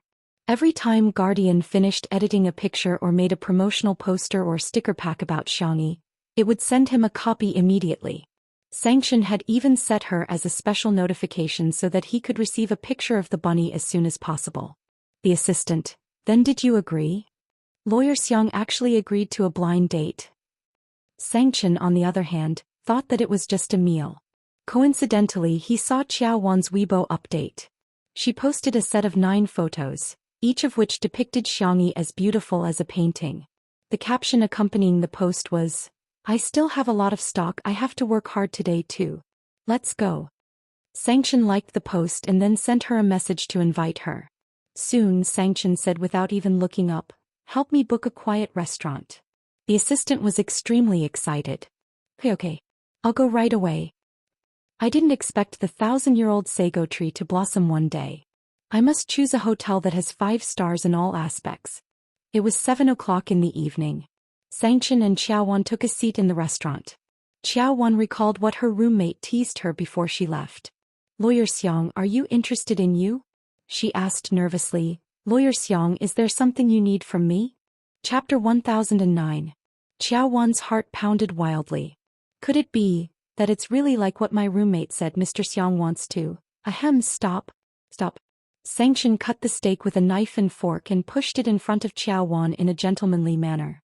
Miss Xiao. Facing Songchen's deep gaze, Xiaowan was so nervous that her palms began to sweat. Can you give me a copy of Tutu's stock? That's it. Xiaowan answered in a daze. Sure, but there are many photos that haven't been edited yet. The brightness, angle and so on. It's all right. I'll go back and sort them out before sending them to you. There might be a lot of documents, probably dozens of gigabytes. Upon hearing this, Songchen's cold eyes lit up. Please send me a copy of all of them. Okay. Xiaowan felt relieved. It's great. I thought you were looking for me because you wanted to date me. Xianxia asked. Oh? That won't do, I'm Sister Yi's mummy fan. She's my child and I'm her mother. I'm also Lawyer Xiang's. Cough. Xiaowan coughed violently and said, I'm sorry, I shouldn't have said that. I definitely don't think of you as my son. After being his sister's fan for so long, Xianxia had already mastered many of the terms used in the fandom. The so-called mummy fan didn't really treat the artiste as their son or daughter, but rather, it was similar to the feelings of a mother who was worried sick. I know. Xiao Wan asked, Really? Xianxia said, don't worry. Remember to send the photos. Only then did Xiao Wan let go of her hands and feet and eat the steak without restraint. At this moment, a sweet female voice sounded. Brother Chen, what a coincidence. You're here too. Xiao Wan looked in the direction of the voice. The person was wearing a pink little fragrance suit and carrying a white sheepskin bag. She looked innocent and noble. Xianxia's attitude was cold. Miss, what can I do for you? The little princess was shocked. You don't remember me? Xianxia replied expressionlessly, yes. I went on a blind date with you 2 days ago. The little princess stomped her feet in anger. Did you reject me because of this woman? Xiao Wan, who was innocently implicated, she was impatient and blurted out, you've misunderstood. Lawyer Xiang and I are at most mother and son. Xianxia was confused. The little princess, ? Xiao Wan immediately corrected herself, just friends. No, it's just a netizen. The little princess didn't believe him and her eyes turned red. The guests at the next table couldn't bear it and had the urge to comfort the little princess. However, Xianxia's expression didn't change in the slightest from beginning to end. Sorry, I'm not interested in women. Oh, so he's not interested in women, Xiao Wan and the little princess thought. The next second, Xiao Wan. The little princess. Perhaps because their expressions were too horrified, Xianxia forced himself to control his temper and explained, it's the same for men. It has nothing to do with gender. The little princess had tears in her eyes. So, is there still a slight possibility between us? Xianxia said, I don't think your wording is precise enough. It's not just a slight possibility, it's absolutely impossible. The little princess picked up her glass of water. Then you and your law firm can spend the rest of your life together. She wanted to splash Xianxia, but when she met his frosty gaze, she was so frightened that she stopped herself. Splash, a glass of water was poured over her head. The little princess sobbed. I'll splash myself. Xiao Wan. Chapter 10:10. What kind of bewitching behavior is this? Only when the little princess left sobbing did Xiao Wan recover from the shock. He's indeed the demon of the Xiang family. He's really domineering. She swallowed her saliva and asked, can I continue to eat? I'm so worried that the demon will flip the entire table in a bad mood. Miss Chow, feel free to eat. Xianxia wiped the corners of his mouth with a white napkin and said, remember to send the pictures. Xianxia nodded in satisfaction. That night Xianxia received a document that was compressed to dozens of gigabytes. There were photos, animated videos and videos. The ability of a girl who chased after celebrities was not to be underestimated. She even found Xiangyi's junior high school entrance photo. The corners of Xiangchen's mouth rose into a half-smile. Tutu is still the adorable one. Hence, another day passed. Grandma Xiang. Xiangyi said feebly. As soon as she started, Madame Xiang had already guessed the answer. You don't have to say anymore. Our children and grandchildren have their own blessings. I think they all deserve to be single. Each of them is more straightforward than the other, and each of them is more uninterested in women than the other. Grandma, maybe it's not fate yet. Maybe one day my brothers will all be single. Xiang Yi's voice was soft and tender, and her comforting words warmed Madame Xiang's heart. Madame Xiang stroked Xiangyi's head affectionately and said, Tutu is still the best. Hee. By the way, Wanner is coming back from abroad. At the mention of Xiang Wan, Madame Xiang felt a headache coming on. Tutu will go and pick Auntie up, okay? Sure, Auntie sent me a plane ticket. She and Shui happen to be taking the same flight. I'll pick them up then. Xiang Yi's grandfather and Madame Xiang had 2 sons and 1 daughter in total. Xiang Yi's father died young and Xiang Feng was a heartless clown. Xiang Wan, on the other hand, was famous for being a strong career woman. She ran one of the top jewelry companies in the world. Her brand, Qinyu, was popular all over the world. Every season the new products would become the hottest brands in the world. The reason why Xiang Wan was so heartbroken was because of Xiang Wan's character. To put it nicely, she was a straight girl. To put it bluntly, he was a bar spirit. He was like the reincarnation of Archimedes' lever. Every time she returned to the old mansion, there would be a bloodbath. She was an existence that even Xianxia, who was known as the Demon King, feared. 3 days later. Nanchi Airport. Xianxia went out in casual clothes with no makeup on. She sat in the VIP lounge waiting for her aunt and boyfriend and knitted a scarf to pass the time. The girl's slender fingers were light and nimble, and the stitches were neat and exquisite. The wool ball grew bigger and smaller and the scarf grew longer and longer. Even though she was sitting in the corner, the girl still had an attractive aura. Someone recognized Xianxia and paced back and forth in front of the girl more than 10 times, hesitating whether to go up and say hello. After walking in front of Xianxia for the 16th time, he finally mustered up his courage and said, "Sister E, hello. I'm your fan. Can I take a photo with you?" Xianxia said in a good-natured manner, "Sure." He heaved a sigh of relief and said, "Sister E, you're so nice." Just as she took out her phone before she could take a photo, someone suddenly pushed her aside. It was an internet celebrity who was holding a phone stand and doing a live broadcast. "Wow, my babies, look at how lucky I am. I actually met Xianxia. Sister E, say hello to my fans in the live broadcast room." Out of courtesy, Xianxia smiled and nodded in greeting. However, the internet celebrity did not give up. She grabbed Xianxia's arm and said, "It's fate. Sister E, you don't mind doing a live broadcast with me, right?" Chapter 10:11. Feeling a little uncomfortable, Xianxia frowned and immediately withdrew her hand. The fan from just now was speechless. "If you're doing a live stream, so be it. Why did you have to bring Sister E along? It's a private schedule. How can you disturb her like that?" The internet celebrity said exaggeratedly, "Sister E didn't even say anything, so why are you making such a fuss? Do you think you're the only one with a mouth? Besides, Sister E is so nice, what's wrong with interacting with my fans?"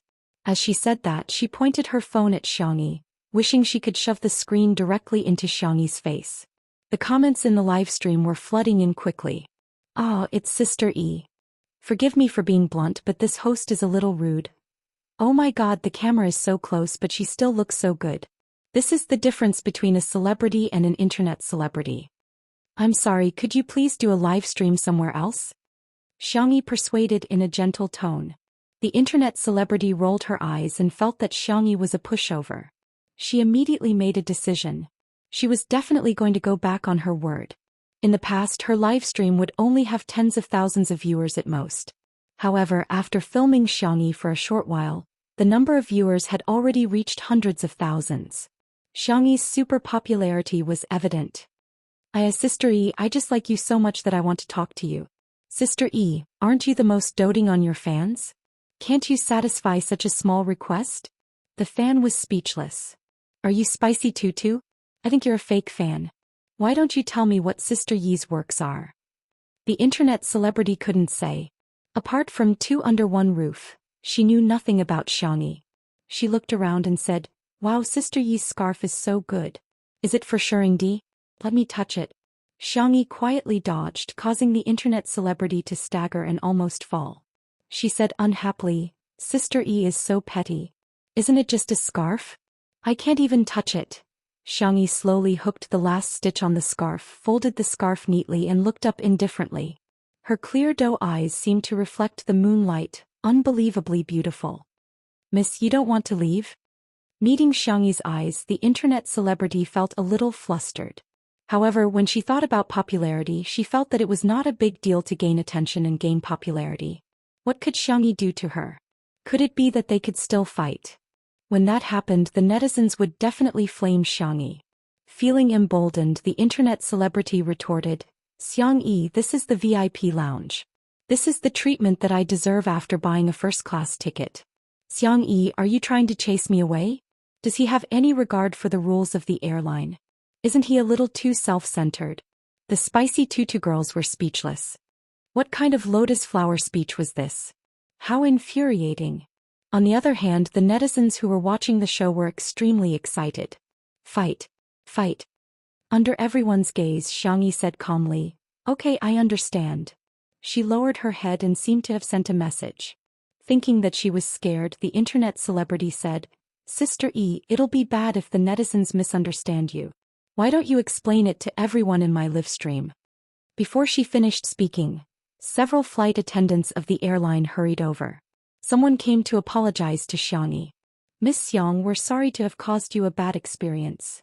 Someone also said to the internet celebrity who was doing the live stream. Miss, your actions have violated the order of our VIP lounge. You have also violated other people's portrait rights and privacy rights. Please stop your actions immediately, or we will call the police and hand it over to our legal team. Thank you. Chapter 10-12. The number of viewers in the live stream exceeded 1 million. After being scolded in front of millions of people, the online celebrity felt embarrassed and flew into a rage. I bought a first-class ticket. Why can't I do a live stream here? Aren't you guys taking special care of Xianxia just because she's a celebrity?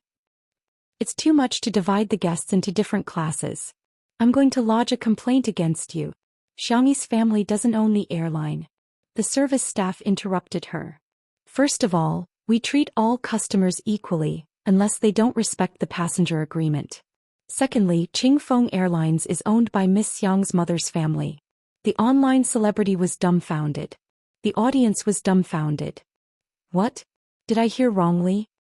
Damn it, I went to Google and found out that the largest shareholder of this airline is in Sister E, mentioned before that her mother's surname is also an.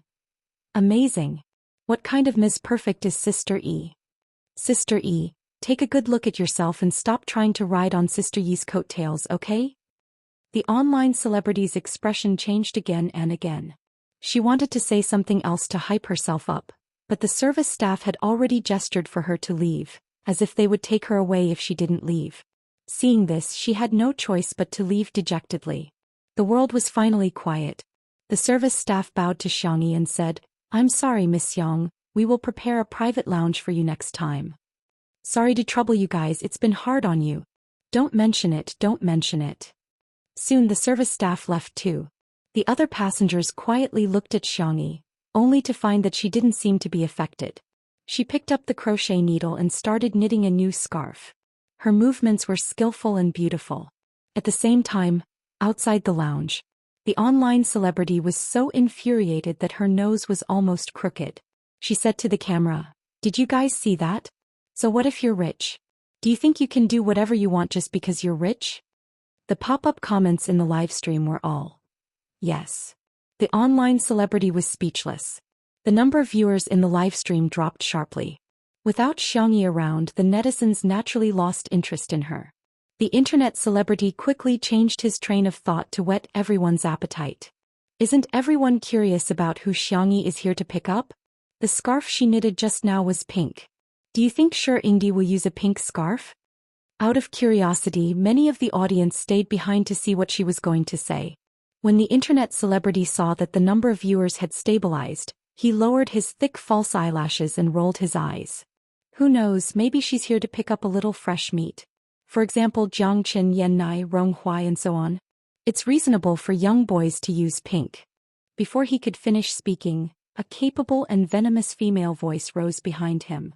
Miss, may I ask if you don't have a father or mother? The internet celebrity turned her head abruptly and the phone screen turned along with it. The audience saw a woman who was about 170 centimeters tall. She was wearing a camel-colored long windbreaker and a pair of black boots. She wore a pair of brown sunglasses on her palm-sized face. Her entire demeanor was elegant and outstanding. What are you talking about? If I don't have a father or a mother, doesn't that mean I'm an orphan? The woman took off half of her sunglasses. Her skin was delicate and fair and her red lips were slightly curved. She spoke very quickly. Oh, so you can understand human language? I thought you were some kind of special primate that hadn't fully developed yet. Chapter 10-13. The internet celebrity was dumbfounded. She finally came back to her senses and wanted to fight back, but under the suppression of the other party's powerful aura, she could only say weakly, how can you speak like that? Her gaze landed on her phone. She made a small calculation and immediately complained to the audience, feeling aggrieved. My dear babies, look, this person is so uncultured. How can she say that about me? Unexpectedly, there was a sudden change in the style of the comments. Ah, pretty sister's looks are killing me. What kind of domineering sister is this? I love her. Pretty sister is too domineering. Please debut on the spot. The internet celebrity had mixed feelings. Is this the legendary world where looks matter? Xiangwan sneered. I really envy your face. It's so well maintained. Even a fly would sprain its ankle if it walked on your face, right? The internet celebrity was speechless. Lady, I don't know what I've done to offend you, but you're attacking me personally. If you insult me again, I'm going to hire a lawyer to sue you. Insult you? Are you worthy? Xiangyuan sized her up from head to toe. You're bullying our little tutu because she's beautiful and soft-hearted. I'd like to know which law says that an ant can't stand up for our little tutu. Aunt, this woman is actually Xiang Yi's aunt? The internet celebrity was horrified. She was like a naughty child who had bullied someone else's child, and the other party's parents came to support her aggressively. She was just a coward. I just like her and want her to do a live stream with me. Like? Our little tutu doesn't need your cheap and ridiculous liking at all. Live stream? If our little tutu wants to do a live stream, she can do it. If she doesn't, don't even think about forcing her. Forget it, it's not easy for you either. God has sprinkled wisdom all over the world, but he has given you an umbrella. Xiangyuan rolled her eyes at her and walked towards the lounge elegantly in her high heels. She was so aggressive that the internet celebrity was almost doubting her life. The audience cheered, "Auntie, well done." Someone edited the video and it soon went viral on the internet and was widely circulated. Some netizens felt that Xiangyuan was being too aggressive and unbecoming of a lady from a respectable family. The spicy tutu girls, on the other hand, thought that they were really lucky to have an aunt like Xiangyuan who would stand by them unconditionally and protect them. Who doesn't want to be favored? Especially when he was favored by his family. Xiang Yi is really, blatantly favored by her family. Xiang Yi was knitting the scarf seriously when a smiling greeting suddenly came from above her head. "Little tutu, how have you been?" Xiang Yi raised her head abruptly. When she saw that it was Xiangyuan, she happily pounced on her. "Aunt. Ayaya, our little tutu has grown taller again." Xiangyuan pinched Xiang Yi's cheeks and rubbed her cheeks. "You seem to have softened." Xiang Yi. The girl's ears turned red.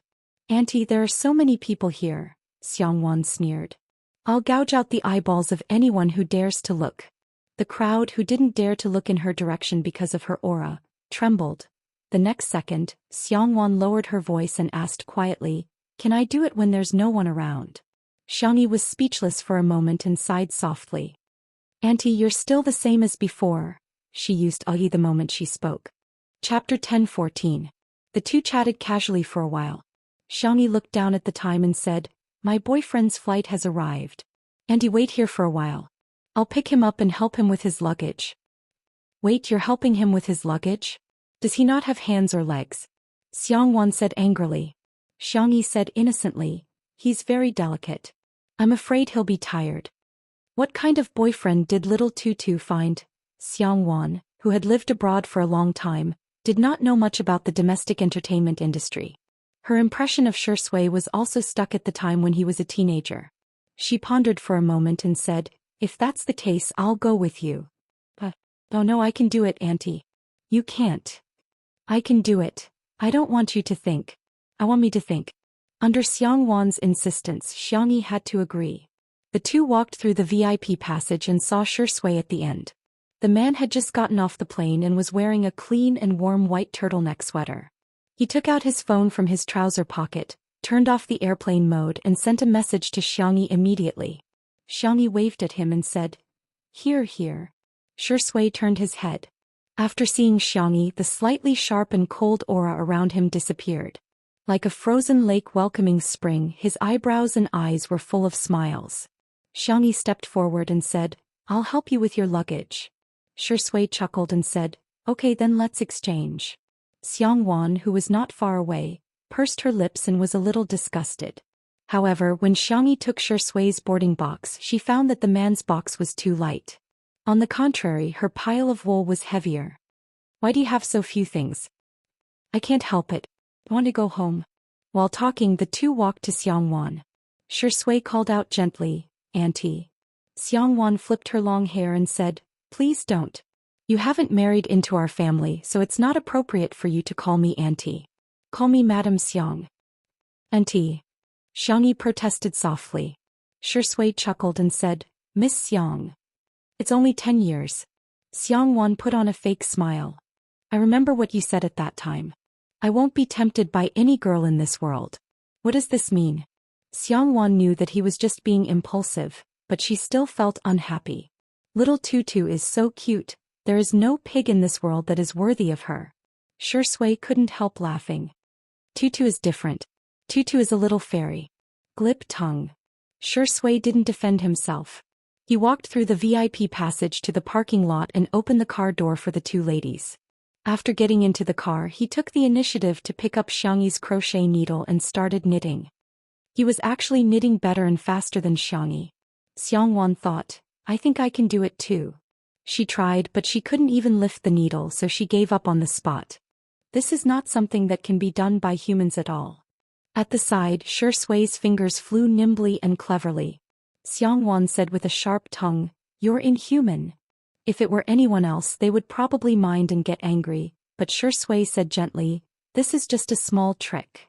It's just a small trick. Miss Xiang, you're the one who's at the peak of jewelry design. I like your designs the most. Xiangyuan interrupted him. I know you're going to talk about the Drunken Red makeup series, right?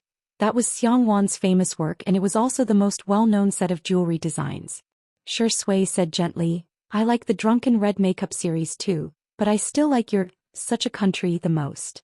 Xiangyuan coughed softly. Is that so? Chapter 10-15.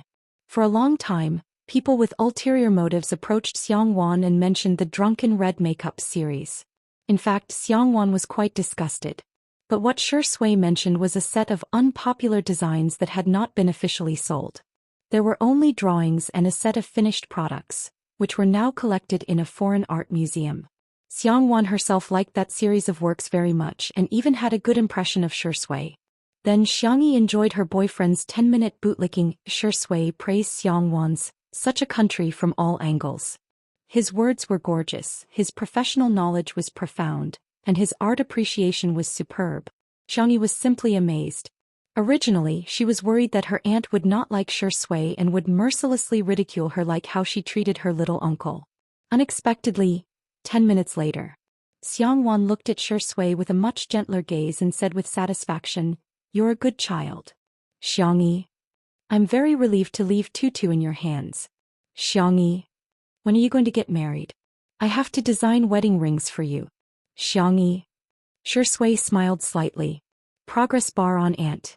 From 0% to 100% it was that simple. Along the way Xiangyi thought that her aunt had changed, but when they returned to the old mansion her little uncle and aunt bumped into each other. Xiangfeng instinctively trembled and took 2 steps back. His 3 souls were all out of his body as he looked around to see if there was a taller tree. Xiangyuan crossed her arms and said lazily, Feng Feng. Xiangfeng puffed out his chest and stood at attention. Here. I heard that you rubbed off a piece of paint on my offhand's little cutie. Xiangyuan liked to buy cars and the little cuties she mentioned were all kinds of sports cars, off-road vehicles and large motorcycles. Xiangfeng said with a sad face, It's just a small piece really. Sis, it's just a small piece. Xiangyuan hooked her finger. Come here. I won't. Don't force me to go over. His tone was threatening. Xiangfeng inched to her side and caught a glimpse of Xiangyi and Shui out of the corner of his eye. Sis, Lil Xiangyi and Shui are still here. Ears. Sis, come over here yourself. Xiangyi tugged at Shui's sleeve. Maybe you want to watch the clouds with me? Shui chuckled. My pleasure. Woo woo. Xiangfeng hunched over. The 1.8-meter-tall man pitifully put his ear in front of Xiangyuan. Xiangyuan grabbed it and turned on her machine gun mode. Did you grow your head to look taller? His IQ is thinner than the oxygen in the Himalayas, and the pit in his brain is deeper than the Liana Trench. Where did he get the guts to touch my little cutie? Cry, cry, cry your head. I dare you to cry one more time. Squat down, put your hands on your head and do 100 frog jumps. Xiangfeng, Weiic. Compared to Xiangyuan, even the great demon King Xianxia seemed gentle and cute. After the frog jumps, Xiangfeng was already a cripple. Trembling, he used his last breath to send a voice message in the group. Xiangyuan is back. Xiangyu, horrifying. The Xiangqi, help demon my little aunt. Xiangli, Xianxia. The next second a message popped up in the group. Xiangyuan, I'm smiling in the group. For a moment, everyone was in danger. Xiang Yu has withdrawn a message. Xiang Qi has withdrawn a message. Xiang Li has withdrawn a message. Only Xianxia hadn't withdrawn a message. Xiangyi and Shui whispered to each other, "Big brother is still the best." A moment later, a message appeared on the screen. Xianxia has left the group chat. Everyone? Chapter 10:16. Big brother actually left the group chat? As expected of the woman whom even the demon is afraid of. Help! In the living room of the old mansion. Xiangwan clicked her tongue and said, "I haven't taught Qinchin a lesson in a long time. I wonder how his ears feel now." Xiangyi shivered. Auntie is too strong. Xiang Feng, who was at the side, seemed to be facing a formidable enemy. He moved closer to Madame Xiang and complained like a primary school student. "Mom, look at her. She's a girl. How can she be so shrewish and barbaric? She won't be able to find a boyfriend." Madame Xiang pretended to be deaf. "What are you talking about? I can't hear you clearly." Oh. Xiang Feng was speechless. "Mother, your acting is so clumsy." She sneered. "I'm shrewish? Barbaric?" Xiang Feng shivered. No, sister, you're clearly the most gentle, beautiful and adorable woman in the world." It could be said that he had a strong desire to survive. Xiang Wan flexed her wrist and said, "Come here." Xiang Feng felt a dull pain in his ears again and tried his best to hide behind Madame Xiang. Madame Xiang wanted to say something but hesitated. "Don't come over, I'm scared too." When Xiang Wan started to ridicule her own mother, she was also very sharp. "Mom, you're spoiling him too much. He's already in his 30s, but he doesn't behave properly every day. He secretly orders junk food deliveries behind your backs. Not only does he eat it himself, he even brought Tutu to eat junk food. What kind of behavior is that? He's instigating a crime." Madame Xiang's gaze turned cold and she looked at Xiang Feng. "Go over." Xiang Feng was speechless. "Mom, you don't love me anymore." Xiang Feng's wails echoed in the living room. In order to hide from Xiang Wan, he jumped up and down in the room. Xiang Yin reprimanded him, but the corners of his mouth curled up. "We're a family. It's better to be lively." As for Xiang Feng getting beaten up, how dare he bring Tutu to eat junk food? He deserves it. After a long period of chaos, Xiang Wan gracefully sipped her afternoon tea. Xiang Feng stood at the door carrying a small suitcase. "I can't take this anymore. I want to run away from home. Don't stop me." The living room was so silent that one could hear a pin drop. Xiang Feng put his hand on the door frame and asked, unwilling to give up, "Are you really not going to make me stay?" Madame Xiang, "Oh." Xiang Yin said, "Oh." Xiang Wan said, "Hurry up and leave." Xiang Yi said softly, "Little uncle, remember to come back for dinner if you're hungry." Xiang Feng's eyes were brimming with tears. Little Xiangyi was still the best. What a heartwarming little cotton-padded jacket. Uncle didn't spoil you for nothing. The next second he heard the little rabbit say, "If you're not hungry then don't come back.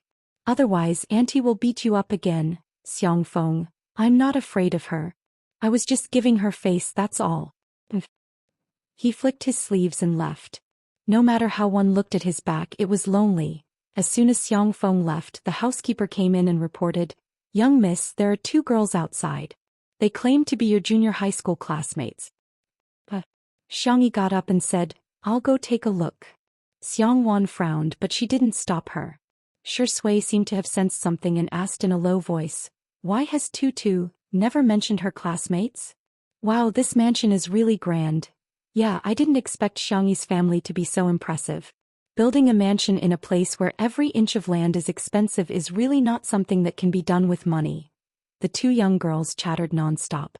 When they saw Xiangyi, they greeted her enthusiastically. "Xiangyi, do you still remember us?" Xiangyi said indifferently, "Sorry, I don't remember." Chapter 10:17. No way, you actually don't remember us? We were your middle school classmates. Girl A's tone was exaggerated, as if Xiangyi had done something unforgivable.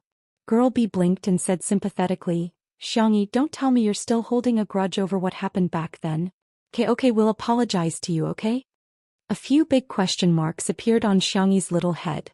When she was young, her grandparents took care of her.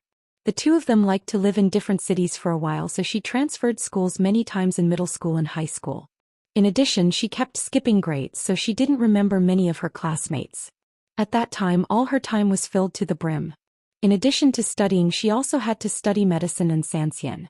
Occasionally, when she had free time, she would run off to study gardening, cooking, and so on. Now that two girls suddenly appeared and said they were her classmates, Xianxia really didn't have any recollection of them. Girl A said unhappily, "Xianxia, you're too petty. Didn't we just bully you back then? Why are you still holding a grudge?" Before she finished speaking, Girl B bumped her elbow and said with a smile, No, you misunderstood. We were just joking with you back then." Girl A suddenly sobered up and quickly corrected herself. Yes, we were just joking with you. Do you have to hold a grudge over it for so many years?" Xiangyi's eyes were tired. She felt that it was better to knit a few more scarves than to waste time talking nonsense with them. So, we're already here. Can't you even let us drink a cup of tea? Is this how the Xiang family treats their guest? Girl A's words were meant for the housekeeper. She thought that the Xiang family's housekeeper would definitely be smooth and slick and take care of everything. He would definitely let them in. That way, the two of them would be able to bring up the matter of the invitation letter. Unexpectedly, the housekeeper was expressionless. "Young miss, are they really your classmates?" "I don't know either." Girl A was anxious. How could we lie about something like this? Girl B was more shrewd. She took out a school badge from her bag. "This is Xingyin Junior High School's badge. I've been keeping it." Xiangyi tried to recall. "I think I studied in that school for about a month." That's right. We're your classmates from the class next door." The butler was speechless. How could they be considered classmates? But then again, Little Miss was always bullied by her classmates in the past. Sigh, he really felt bitterly disappointed for Little Mississippi. "If that's the case, then come in and have some afternoon tea," Xiangyi said lazily as she asked the housekeeper to bring her half-knitted scarf. In the courtyard, a young girl yawned. She was lazy and sleepy, but the speed at which she knitted the scarf was very fast. Her white and slender hands fluttered in the wind, and it was pleasing to the eye. The butler served the three of them English tea and French desserts, bowed and left. Girl A took a sip of tea and praised, "Xiangyi, your tea is so good. Wow, this dessert is so beautiful. Can I take a picture?" "Feel free." She took out her phone and kept taking selfies. She muttered that she would upload them to her WeChat moments later. Girl B secretly cursed her for being an idiot. She smiled at Xiangyi. "Xiangyi, I heard that your aunt returned to the country. According to tradition, she's going to hold a party. I want to ask, do you have any more invitations for us? Of course, it's fine if you don't. We don't want to cause trouble for you." Chapter 10:18. Xiangyi yawned, her doe eyes glistening with tears. No. Girl B's words were beautiful, but her eyes betrayed her. Her fingers unconsciously clenched the hem of her skirt. Girl A couldn't be bothered to take photos anymore. "It's just 2 invitations. Xiangyi, can't you just tell your aunt? We're classmates after all. Aren't you going to give us some face? Or are you saying you can't even get an invitation?" Xiangyi said, "Well, I can't. I'm useless. I can't get one." "No way, how can you be so mean to yourself?" Girl A was impatient and wanted to say more, but Girl B kicked her calf under the table. She immediately shut up. "Xiangyi, do you still remember the Lover's Lake and the cherry blossoms at Xingyin High? A lot of people go there now." Girl B changed the topic as if nothing had happened. Girl A suddenly realized. So they're trying to play the emotional card. Thus, the two of them started to reminisce about their so-called youth. With Xiangyi, as they chatted, Xiangyi casually asked a few questions and got the whole story. "Xiangyi, we didn't mean to ignore you back then. Yeah, we didn't mean to lock you in the bathroom. Besides, didn't you kick the door open yourself? We didn't mean to report you either. You received too many love letters and gifts, so you were targeted by the dean." Xiangyi fell into deep thought. Back then, was she bullied in school? In the living room. That's pretty much it. Tutu used to be bullied in school. Fortunately, she was slow and never thought that others were bullying her. Xiangwan blamed herself when she talked about the past. Xiangyi changed schools many times, but she never had any lingering feelings. At first, the Xiang family didn't think much of it, but later on they found it strange. It seemed like she never had any friends. It wasn't until one time when Xiangwan secretly went to the school to see Bunny that she realized what Xiangyi had gone through. On the surface, Xiangyi was a popular figure in the school and was very popular. In fact, All kinds of cold violence, soft violence, and verbal violence emerged one after another. Xianxia was very polite to everyone, but because she was too busy to socialize, she kept a distance from her classmates. In the eyes of her peers, Xianxia was arrogant, cold-blooded, and condescending. Therefore, some people were like rats in the dark, secretly doing things that could not be exposed. Thinking about it now, Xianxia still felt angry. Although she had already taught those scumbags a lesson behind Xiangyi's back, Lin Mingya knew that Lin Mingya was not a good person. Shi Sui pushed his glasses up with his fingers, the lenses reflecting coldness. He slowly stood up and walked towards the courtyard. Xianxia thought about it and walked out with him. The two of them stood on the steps and heard the conversation of the three girls in the courtyard. Xianxia, we were just joking back then. Now that I think about it, isn't it funny? Please don't take it to heart. Forgive us, okay? Hearing this, Xianxia couldn't take it anymore. She rushed forward in her slippers, and her flats gave off a swift and decisive aura. She quickly grabbed the hair of the two girls and said, "What are you doing? Joking? You guys look like a joke to me."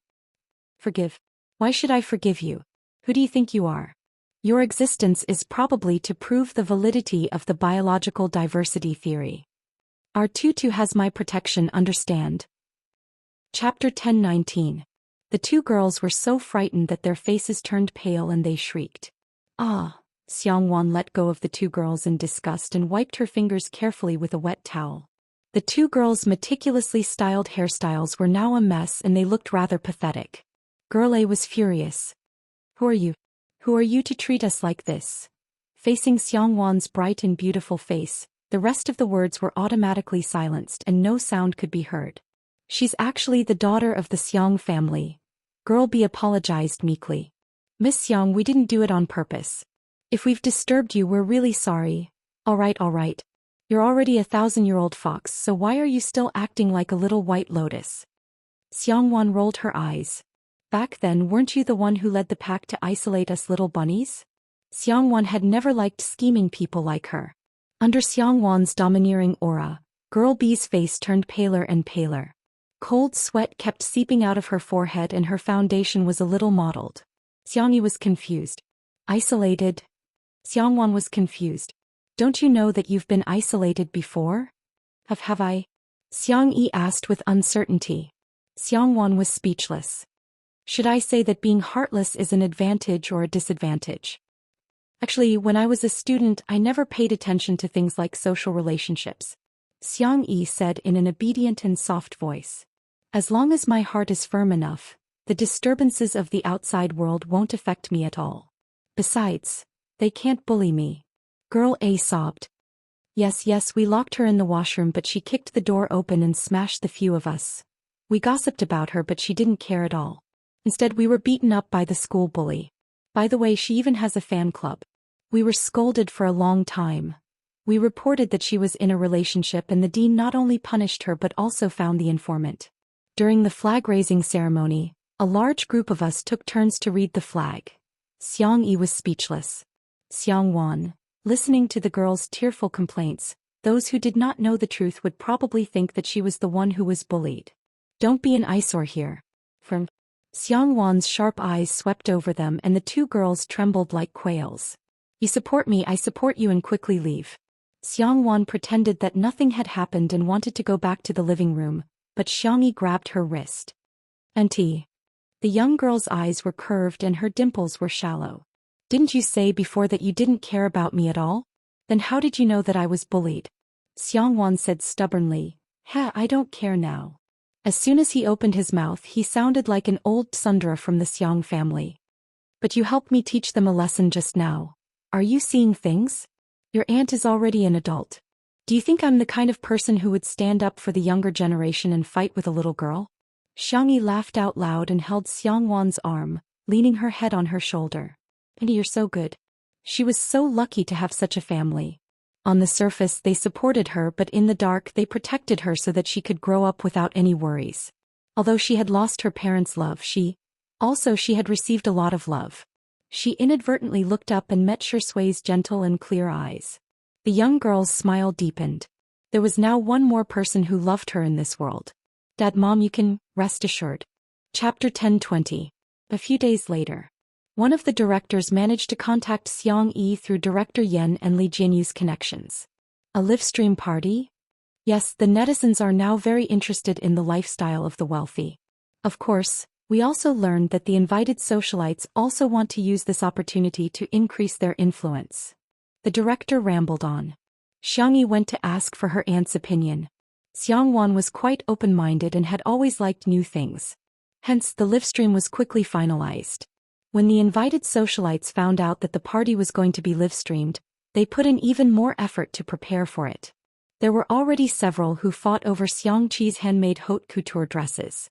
On the day of the party, Xiang Yin and Madame Xiang preferred tranquility, but they would always accede to their daughter's requests.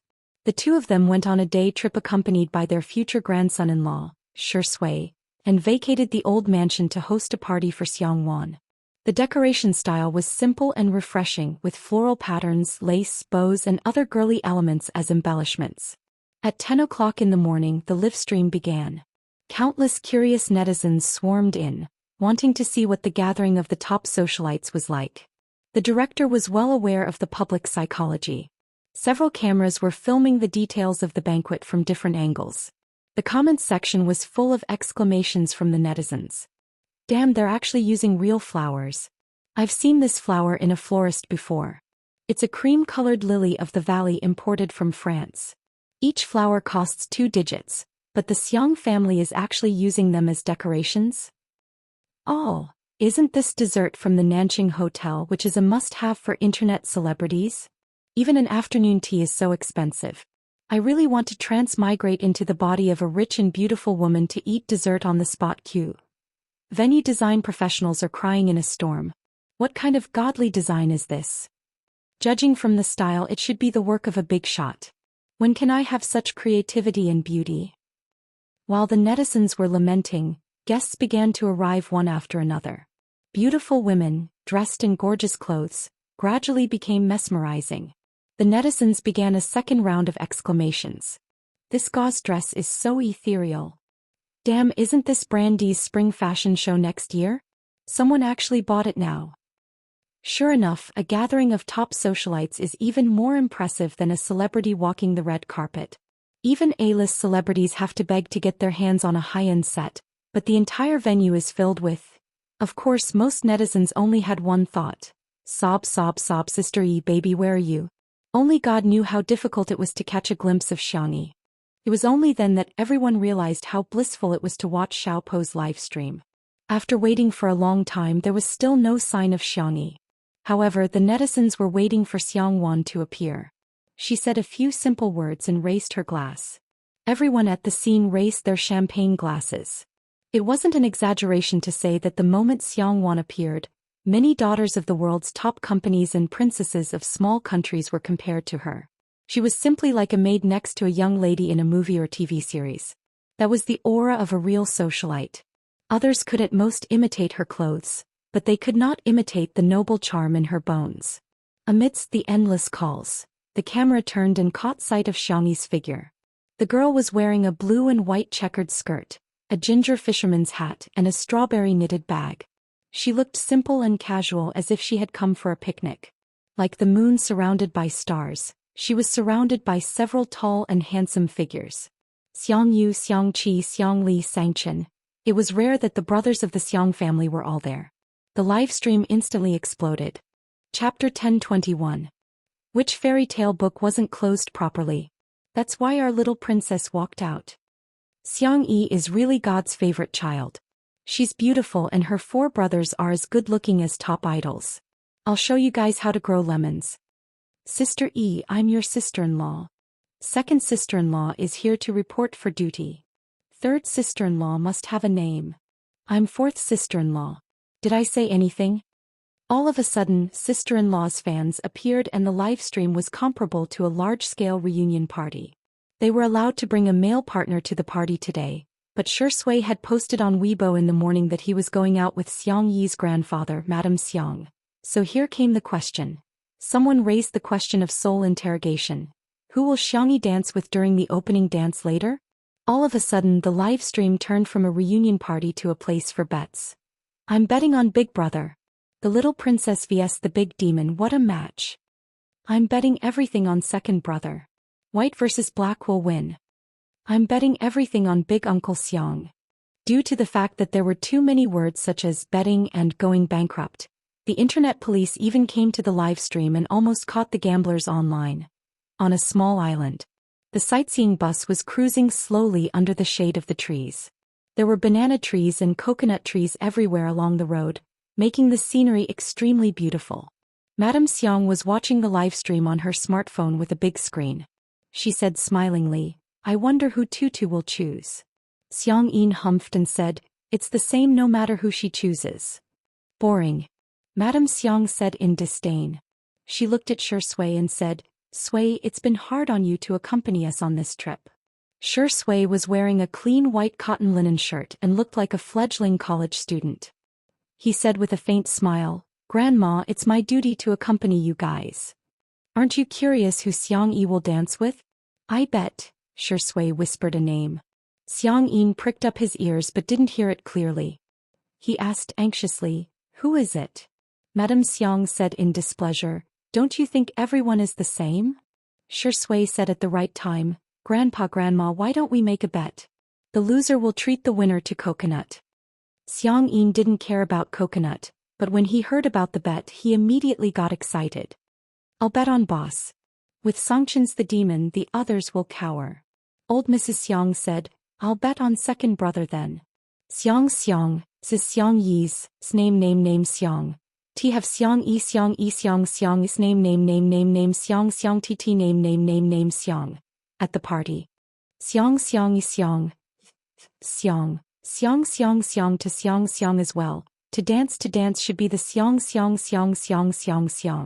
Although each invited socialite had brought a male partner, the opening dance was free to form a team, which added to the uncertainty. It made people look forward to it but also made them feel uneasy. Hence it became even more exciting. Xiang Wan was in charge of the opening dance, and as in previous years she danced with Xiang Feng. Xiang Feng grimaced in pain but he didn't dare to make a sound. He could only whisper aggrievedly, Sis, so many years have passed, but your dancing skills are still as good as ever, huh? Xiang Yi gave him a meaningful look. Xiang Feng shuddered and said, you're still the same. You're getting better and better. Be good, I won't pull your ear today. Xiang Feng was extremely touched. Sister, you're an angel. Chapter 1022. The camera captured this scene and broadcasted it live. The netizens couldn't help laughing. Xiang Corporation's Feng, do you still remember that you're a domineering CEO? You even had your ears pinched by your sister. Shame on you. On the other side, the four brothers of the Xiang family were fighting over Bunny to dance. I'll go first. Why should you go first? I should be the one going first. Xiang Yu and Xiang Qi were fighting like rookies. Their fighting prowess was obvious, and the netizens assumed that they had already withdrawn from the competition. The real highlight was the game between the second brother Xiang Li and the eldest brother Xianxia.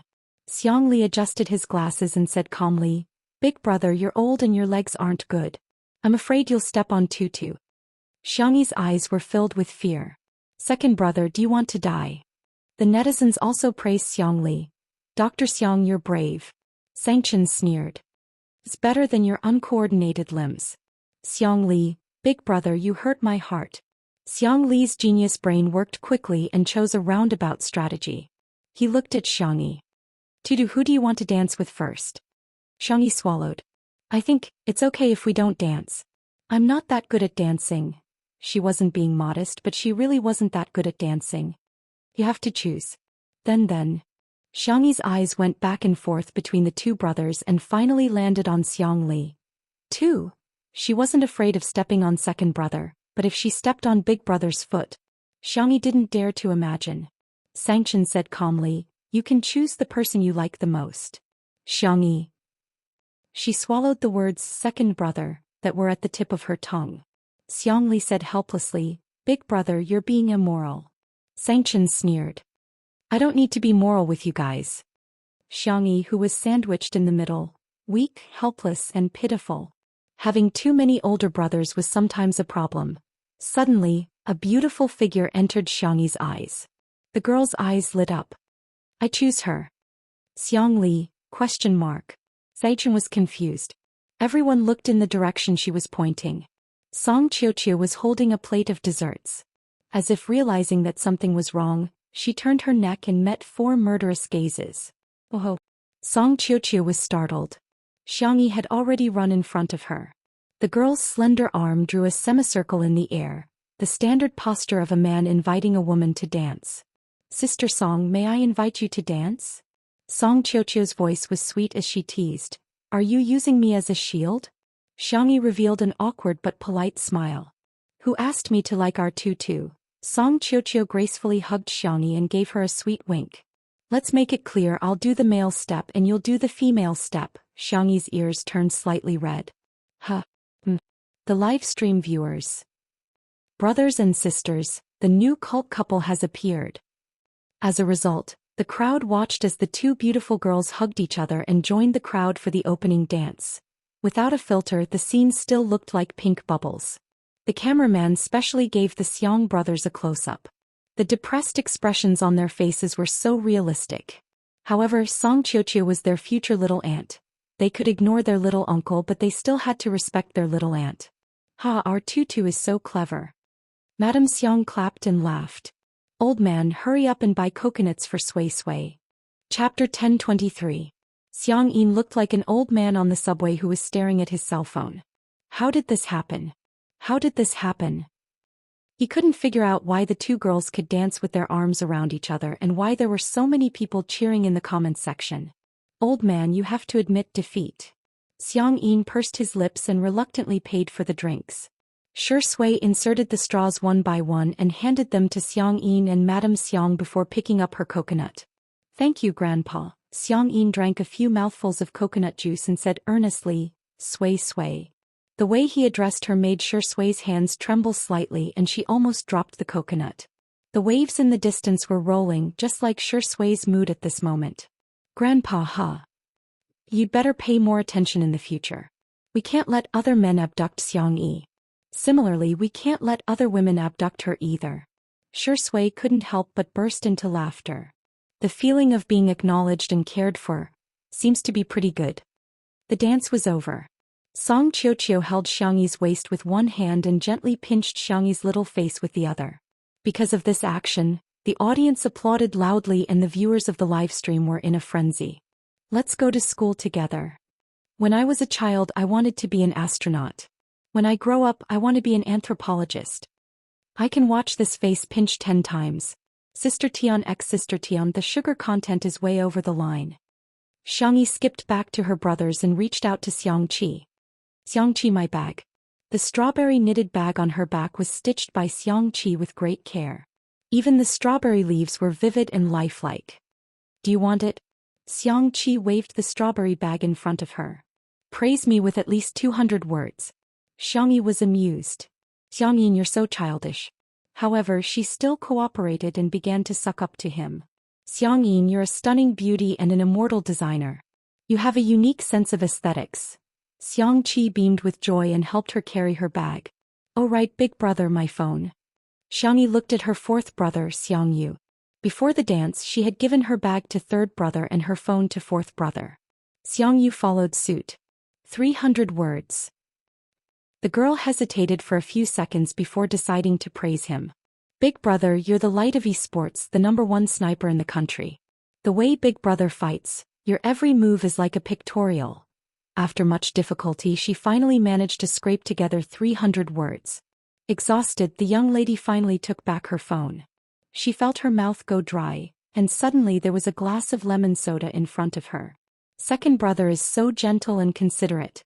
Xiangyi raised her hand to take it, but Xiangli raised his cup and smiled like a spring breeze. It's my turn. Xiangyi, this, Xiangli lowered his eyelids. Is it because I'm not worthy? You don't deserve my sister's praise. Of course not. Then 500 words. In order to scrape together 500 words, Xiangyi could be said to have racked her brains and used up all the adjectives she had in her life. Big brother is an amazing genius. His IQ is outstanding and he's also black-bellied, meticulous. After much difficulty, she finally drank the water that her second brother brought over. Suddenly, a deep and cold voice sounded in her ears. What about me? Xiangyi turned her neck stiffly and met her eldest brother's dark eyes. Big brother, I really can't do it. Heh. He smiled with 3 parts coldness, 3 parts indifference and 4 parts indifference. The little rabbit trembled. I think I can do it again. 800 words. Huh. Don't repeat it with them. Xiangyi wanted to cry but had no tears. Chapter 1024. The girl had a sullen expression on her face, seemingly on the verge of tears. She looked adorable and was much more amusing than her usual calm demeanor. The netizens laughed out loud. I can't take it anymore.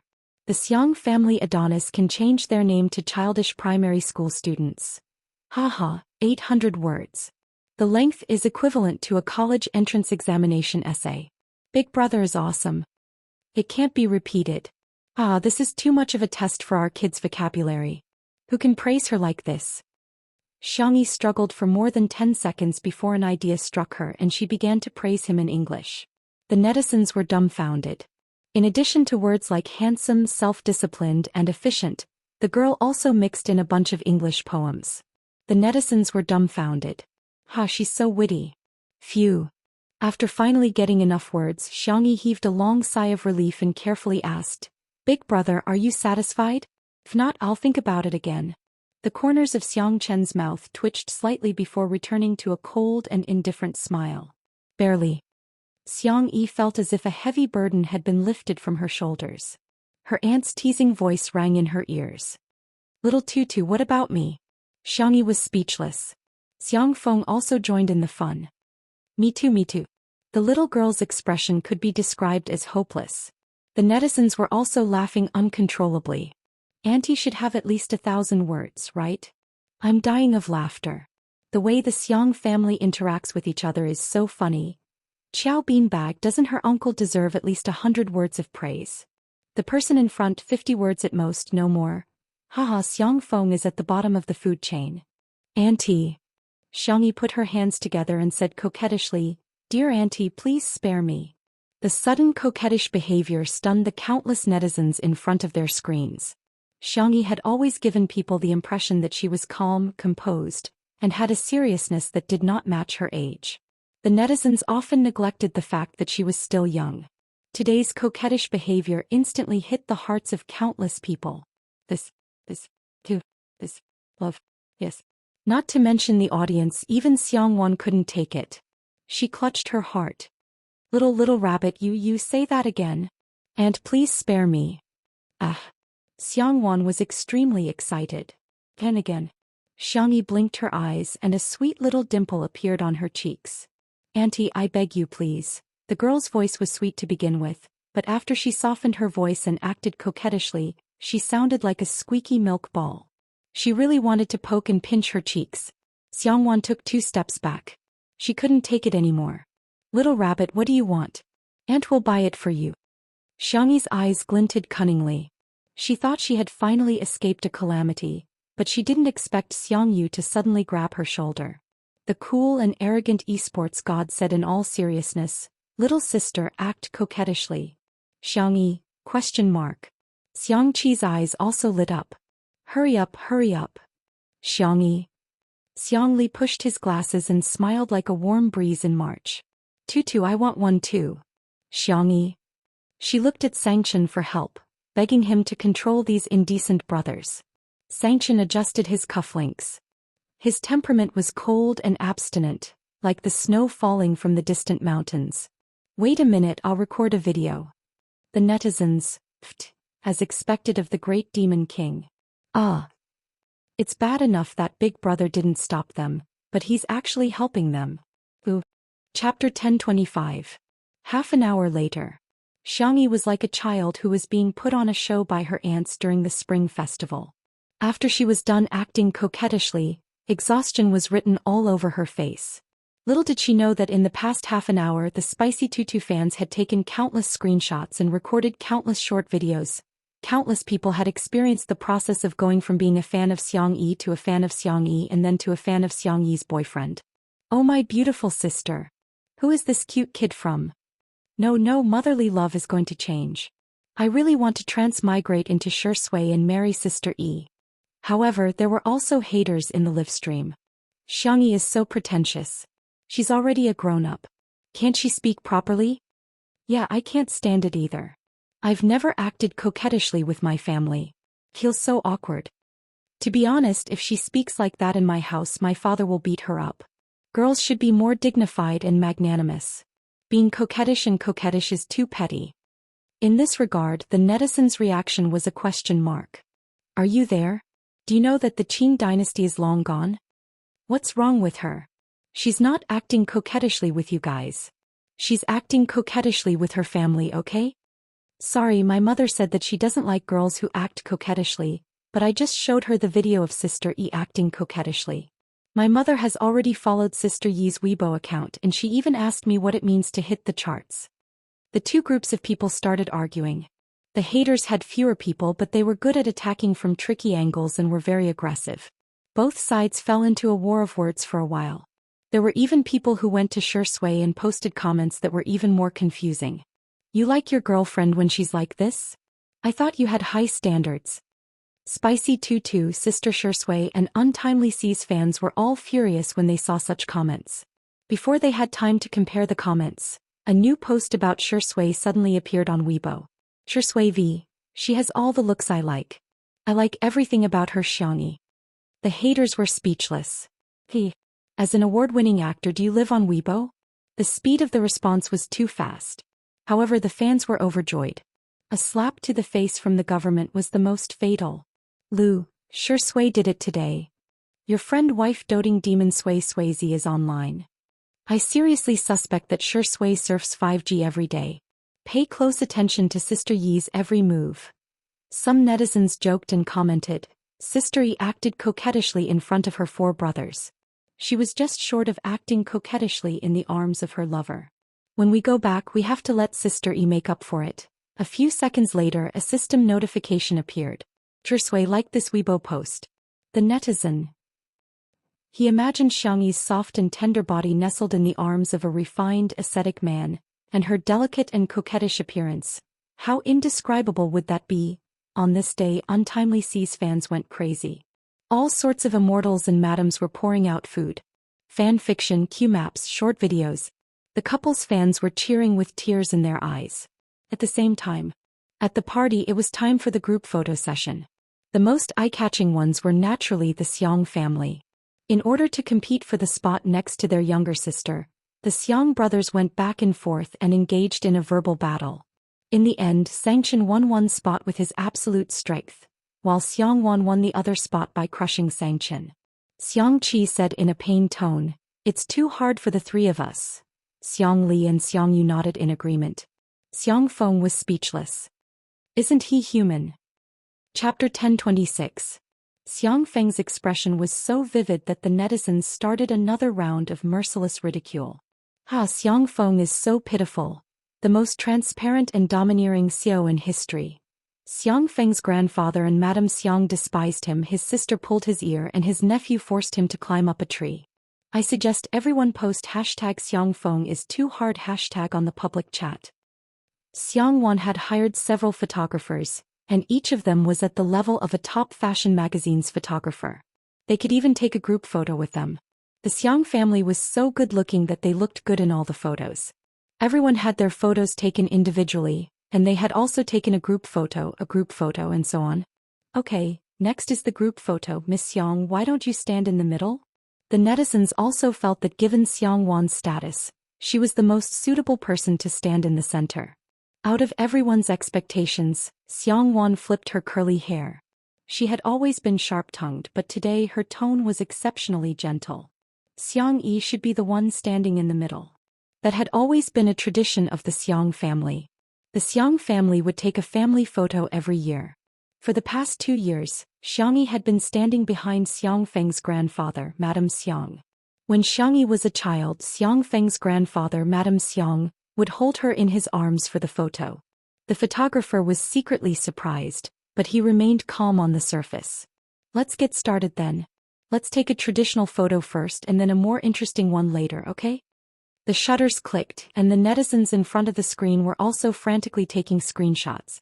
The screen was filled with good-looking men and women who were comparable to the top celebrities in the entertainment industry. The fans who were obsessed with good looks were about to faint. Every frame could be used as the cover of a magazine.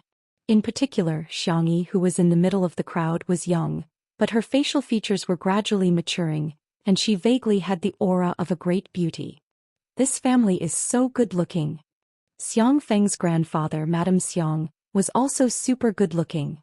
Yes, Sister Yi's parents are probably very good-looking too. Damn. Don't look at their photos. Someone on the live stream claims to be Xiangyi's parents. The news was so shocking that countless netizens immediately downloaded the Ocean Live app. The account Father E and Mother E was ranked first on the number of viewers. Although they were new streamers, the two of them already had more than 1 million fans. The number of viewers in their live broadcast room had also reached a terrifying number of millions. The netizens clicked on it out of curiosity and were shocked. This middle-aged couple looked 70% similar to Xiangxia. What was going on? Could they really be Sister Yi's parents? The two of them chatted casually with the netizens. When they saw more and more people in the live broadcast room, they suddenly cleared their throats. Today we're doing this live stream mainly to expose one thing. The man who called himself Father E sat up straight and said, "Actually, Xiangxia isn't my biological daughter. She was adopted." Mother E sobbed and said, "I was blinded by greed. Because our family was too poor, I sent my poor daughter to be raised by a rich family." The live stream was in an uproar. Wasn't this too unimaginable? Some people also raised their doubts. Are you really Xiangyi's biological parents? Do you have any evidence? The two of them came prepared as if they had already expected this question. They took out a brown paper bag and said, "The evidence is in here, but we decided not to make it public." Chapter 1027. Yes, we thought about it. In order not to affect Xiangyi's life in the future, we decided to bury this secret. Father E said in a pained tone. He lit up the paper bag with a lighter and burned it. The so-called evidence was reduced to ashes. The fans were dumbfounded. What kind of trick is this?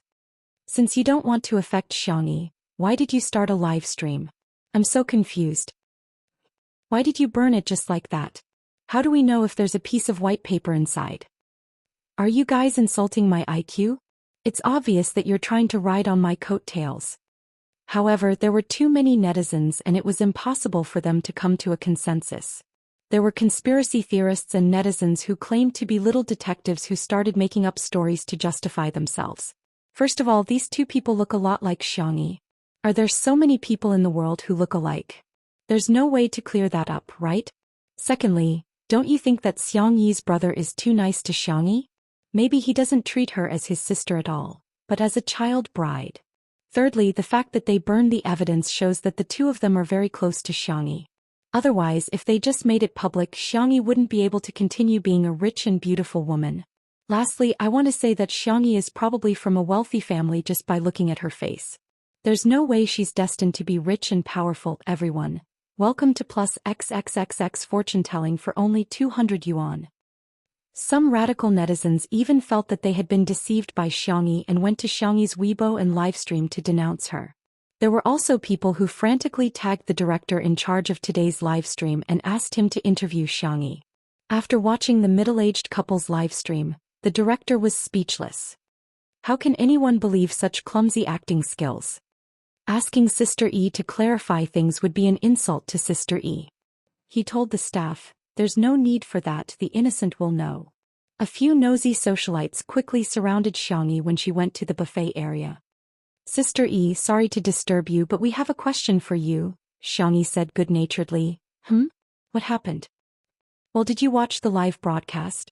The two of them said that they were your biological parents." Xiangxia looked at the screen and saw a pair of unfamiliar faces in the livestream. She said indifferently, "No." Various netizens began to overinterpret her expression. She's using nonchalance to cover up the turbulence in her heart. The more a liar is exposed, the angrier they will be. The more a guilty person is questioned, the calmer they will be. This was all based on psychology. 2 words, faking it. In another livestream room, after Father and Mother E received the notification, they suddenly started acting as if they had been possessed by a drama queen. Mother E covered her face and wept. "It's my fault for being useless. That's why my daughter has to lead a wandering life." Father Yi thumped his chest and stamped his feet. Daughter, come back. I can't give you riches and glory, but I can still provide you with 3 meals a day. Are you coveting the Xiang family's gold, silver and jewels and looking down on your own parents? You don't want to provide for the 2 of us when we're old? Daughter, you're being unfilial. The 2 of them cried and acted well. Some netizens who had poor judgment believed them, especially the middle-aged and elderly netizens who were sensitive to the topic of unfilial piety. They were so affected that their eyes turned red. In the buffet area, Xiang Feng, who was stuffing macarons into his mouth, turned around and cursed, "What the hell? How dare you slander our little bunny? You're trying to kill her." Xiangyi, who didn't take it seriously at all, was distracted by the menu for dinner. Shrimp? It tastes better with steamed eggs. The socialites were dumbfounded. Chapter 1028. Xiang Feng was stunned for a moment and was led astray by Xiangyi's train of thought. Actually, pig's heart tastes good too. Pig's heart soup is always divine. The socialites. Come on, why are you 2 talking about food? In the live stream, I spat a mouthful of water onto the screen. I realized that Uncle Xiang really has a gift for being a comedian. He's so funny. Little muddle-headed Xiangyi is so cute. Come on, mommy will cook shrimp and steamed eggs for you. One of the socialites deliberated over her words and said carefully, Sister E, are these 2 trying to gain popularity? Someone else said, the innocent knows they're innocent. Why bother arguing with such people? People these days are really shameless for the sake of traffic and popularity. Xiangyi nodded slightly. Thank you for the reminder. I'll deal with it as soon as possible. At this moment, the 2 people who were live streaming were crying even harder. Mother E said, "Oh God, how did I give birth to such a heartless daughter? You've enjoyed all the glory, wealth, success and fame, but you don't even acknowledge your biological parents." Father E patted her on the shoulder. It's okay, we'll just pretend that we never had this daughter. The rational netizens felt that there were many loopholes and suggested that the 2 of them produce evidence. Their eyes flickered, revealing a trace of guilt. They weren't Xiangyi's biological parents. They were just 2 extras hired by the marketing department of Dahai Livestream. The reason why they spared no effort in acting was that Dahai Livestream had promised them a house and 100,000 yuan in cash as long as they put on such a show. In just a short while, the number of downloads of the Dahai Livestream app soared and successfully took away the traffic of Xianxia Livestream. Seeing the 2 of them stammering and not saying anything for a long time, more and more netizens became suspicious. I keep feeling that there's something fishy. There's no evidence and they even burned the so-called evidence. Whoever believes them is an idiot. Even if they're her biological parents, the disgusting ones aren't Sister E but this couple. They abandoned their daughter first and now that she's popular they're reuniting with her? I think they just want money. At the venue of the party, Xiangyi walked up to her brother and said a few words. The camera was a little far away this time so they couldn't hear their conversation clearly. However, the crowd had witnessed the great demon king unleashing his aura. Through the screen, the overwhelming aura seemed to crush everything in the world. Countless people held their breaths, not daring to make a sound. Xianxia took out his phone and dialed a number. Under the strong cheers of the audience, the director boldly moved the camera closer to the Xiang siblings. The sound recording device captured the conversation between the 2. Xiangyi, brother, I mean if I'm really not mom and dad's biological daughter, Xianxia interrupted her, don't make such an impossible assumption. I'm just saying. The cold and steady man was silent for a few seconds. Suddenly he raised his hand and patted his sister's little head. Blood ties are not the only thing that binds people together. Even if we are not related by blood, nothing will change. You will always be my only biological sister. You will always be our little rabbit. No one expected the great demon Xianxia to say such words. Even Xiangyi was stunned for a few seconds. After a while, the girl sniffled and looked up at him. Brother will always be my brother. Chapter 1029. This heartwarming scene was very touching. However, the sound of sobbing and sniffling from the side ruined the atmosphere. Tudu, come give me a hug. I'll always be your uncle too. And Chin, you'll always be my nephew too. Xianxia moved perfectly and avoided Xiang Feng's hug.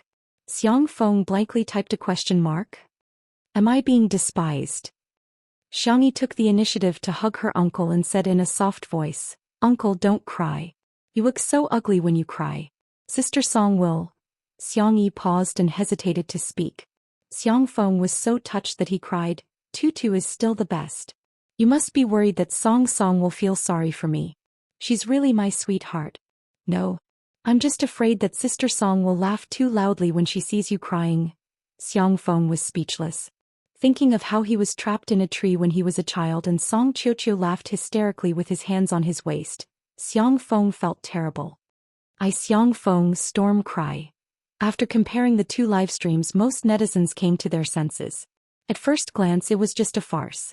However, there were also a small number of stubborn netizens who believed the words of Father E and Mother E. As public figures, shouldn't filial piety be the top priority? Giving birth to a child is better than giving birth to a child. Parents giving their child life is the greatest kindness. The child must repay the kindness. I don't believe there are parents in this world who don't love their children. On the contrary, children don't know how to repay their parents. Be filial to your parents. Especially Xiangyi, she's a negative example. On the internet, information often spread quickly. Many people had forgotten that what they could see was often what others wanted them to see. He didn't even know that he was being used as a tool. On the live stream, Father E and Mother E acted for a while, repeating the same lines over and over again. The netizens began to get tired of the aesthetic. Are there any more new melons? No more. The marketing department of Ocean Livestream was already prepared. They made a gesture and the middle-aged woman who played Mother E understood.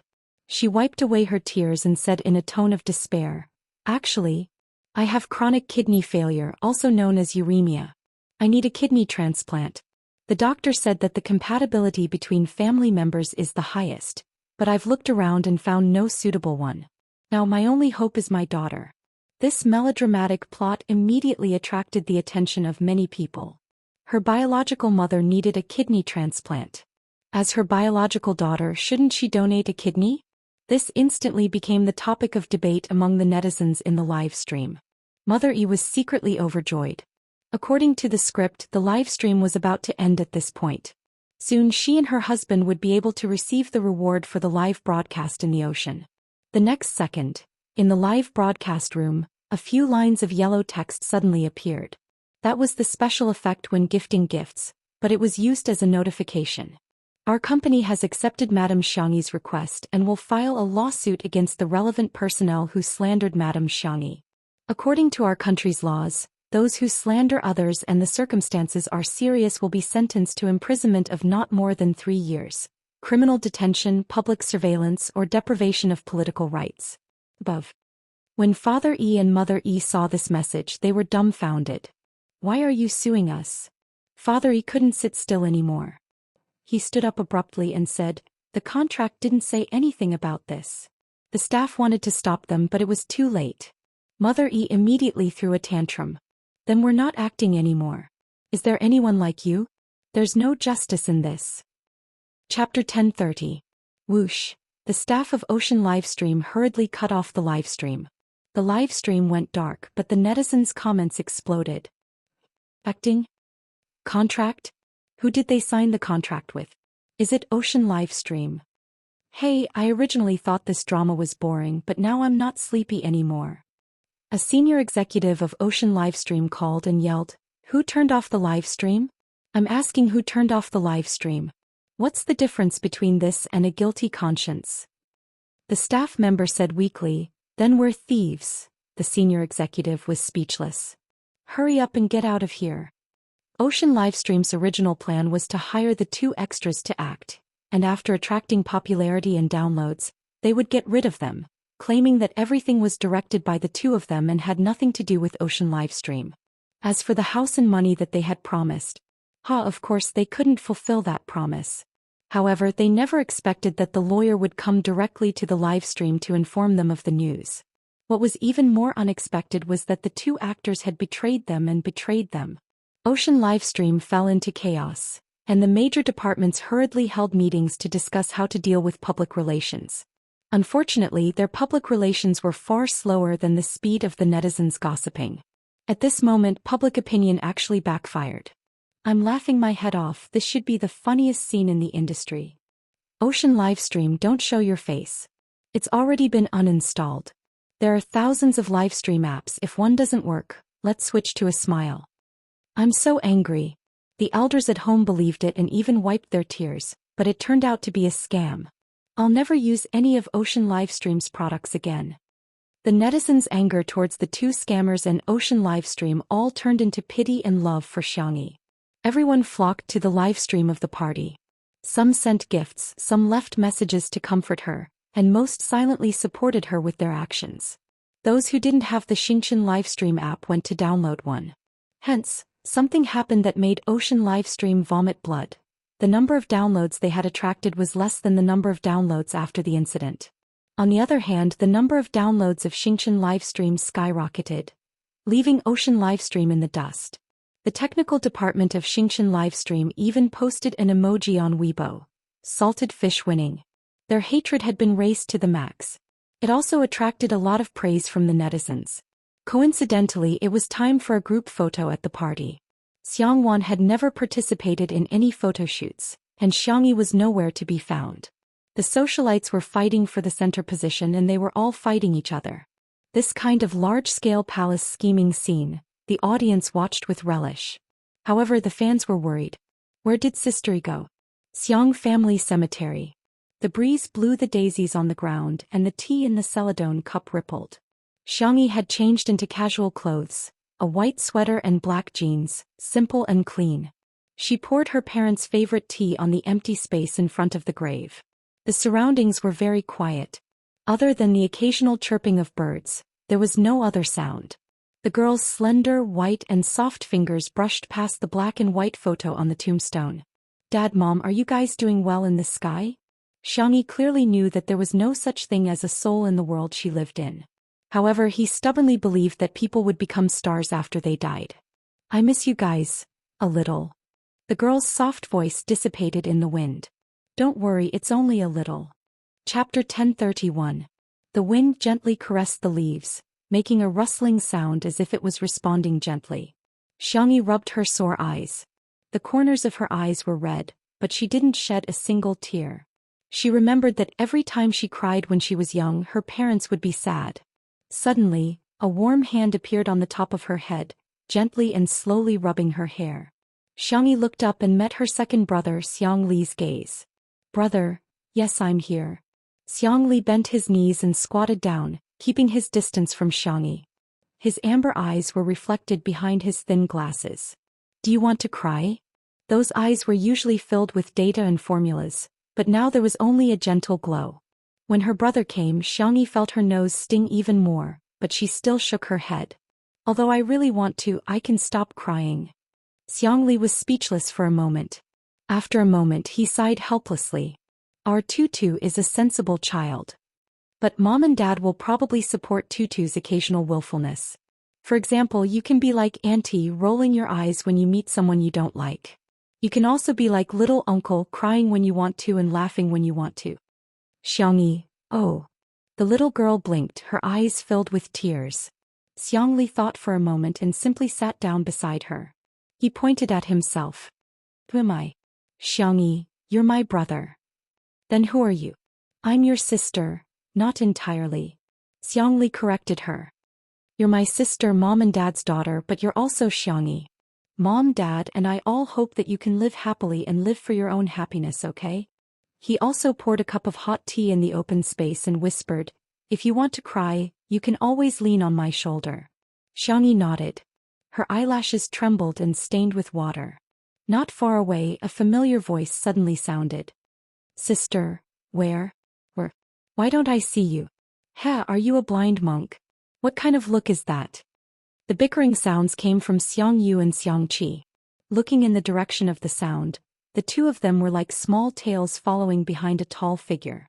Sanction. The three of them walked over in the blink of an eye. I knew you guys would be here.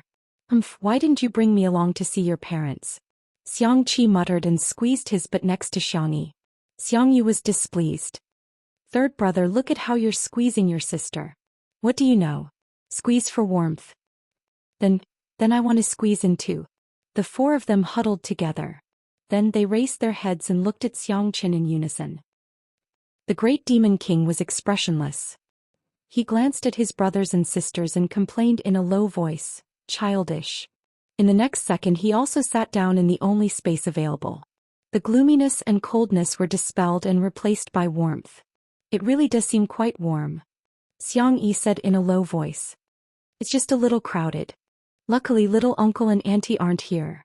Suddenly, Xiang Feng sneakily poked his head out from behind a tree with a smug look on his face. You didn't expect us to be here too, did you? Xiang Wan on the other hand looked proud and arrogant. She crossed her arms and said, we didn't follow the little bunny here. Xiang Feng wanted to squeeze in but Xiang Wan grabbed him by the collar. Please act like an elder. If I don't beat you up for an hour, you won't know that I'm skilled in both the pen and the sword, right? Second ago she was scolding Xiang Feng. In the next second Xiang Wan's tone changed into a spring breeze. Little Tutu, cry if you want. There are so many of us here, we'll all help you catch your tears. Chapter 1032. The corners of the Xiang brothers' mouths twitched. As soon as Auntie opened her mouth, it was as if she was an old couple. Xiang Feng on the other hand was confused. Why did she always pull his ear whenever she didn't like it? Little Xiangxia couldn't even bear to scold him, let alone pull his ear. Xiangxia laughed at Auntie's coaxing and small dimples appeared on her cheeks. I won't cry anymore. She had been holding it in before but now she was sincere. She had the best family in the world. Seeing the little girl smile through her tears, Xiang Wan breathed a sigh of relief. She was almost about to perform the traditional act of violently beating up Xiang Feng to coax the little rabbit. Since you're here, you guys talk to Mom and Dad. I'll take Feng Feng to the orchard in front to see if the dates are ripe. Xiang Feng instinctively trembled. Sis, why don't you go alone? I also have a lot to say to Big Brother and Big Sister. Xiang Wan shot him a glare and Xiang Feng immediately changed his words. 1,000 words, but they don't need to be said. Accompanying Big Sister is the most important thing. The silhouettes of the siblings gradually disappeared into the distance. The Xiang siblings were silent for a while. Xiangyu took off his cap, revealing his handsome face. I'll go first. He took a deep breath, then slowly exhaled. He repeated it several times, then said in a low voice, Mom and Dad, when I was young you always encouraged me when I played games. Now that I've made some achievements in esports, I'll work harder in the future. I'll also take good care of little sister, I swear in the name of Big Brother. With that he turned his face away. His eyes were red under his thick eyelashes.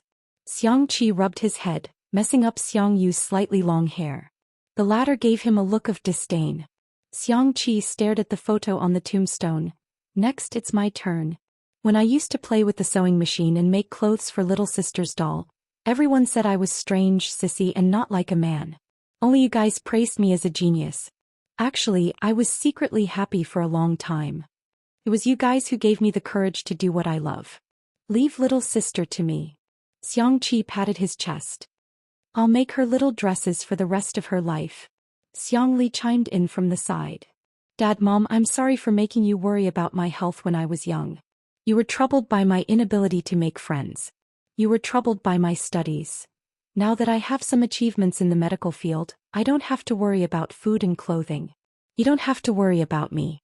I am a firm atheist, but I still believe that you have turned into stars and are still protecting us. Hearing this, Xiangyi felt a lump in her throat. She continued to pull weeds to cover up her loss of control. Songchen's speech was concise and powerful. I will protect my brothers and sisters for the rest of my life. Xiangyi couldn't hold it in any longer. Her tears fell onto the stone floor. Mom, Dad, I've encountered a lot of bad things in the past year. But I also met a very, very good person. I participated in a variety show, made new friends, and was lucky enough to have fans. Moreover, I also met someone I've liked for a long time. I'm glad that he likes me too. His name is Shui. In the future I will work hard to live a good life. I will also work hard to make Big Brother, Grandpa, Grandma, little uncle and auntie happy. Mom, Dad, you guys have to be happy in heaven too. I love you guys. The sun was warm and the wind was gentle. The leaves and grass swayed with the wind as if responding silently. Everything was very beautiful. Next introduction. The wedding. Chapter 1033. Sweetheart, let's go through the schedule. We'll do a magazine cover shoot with Sure Indie at 10 in the morning. After that we'll do an interview for about half an hour. After that we'll record a short video for the New Year event.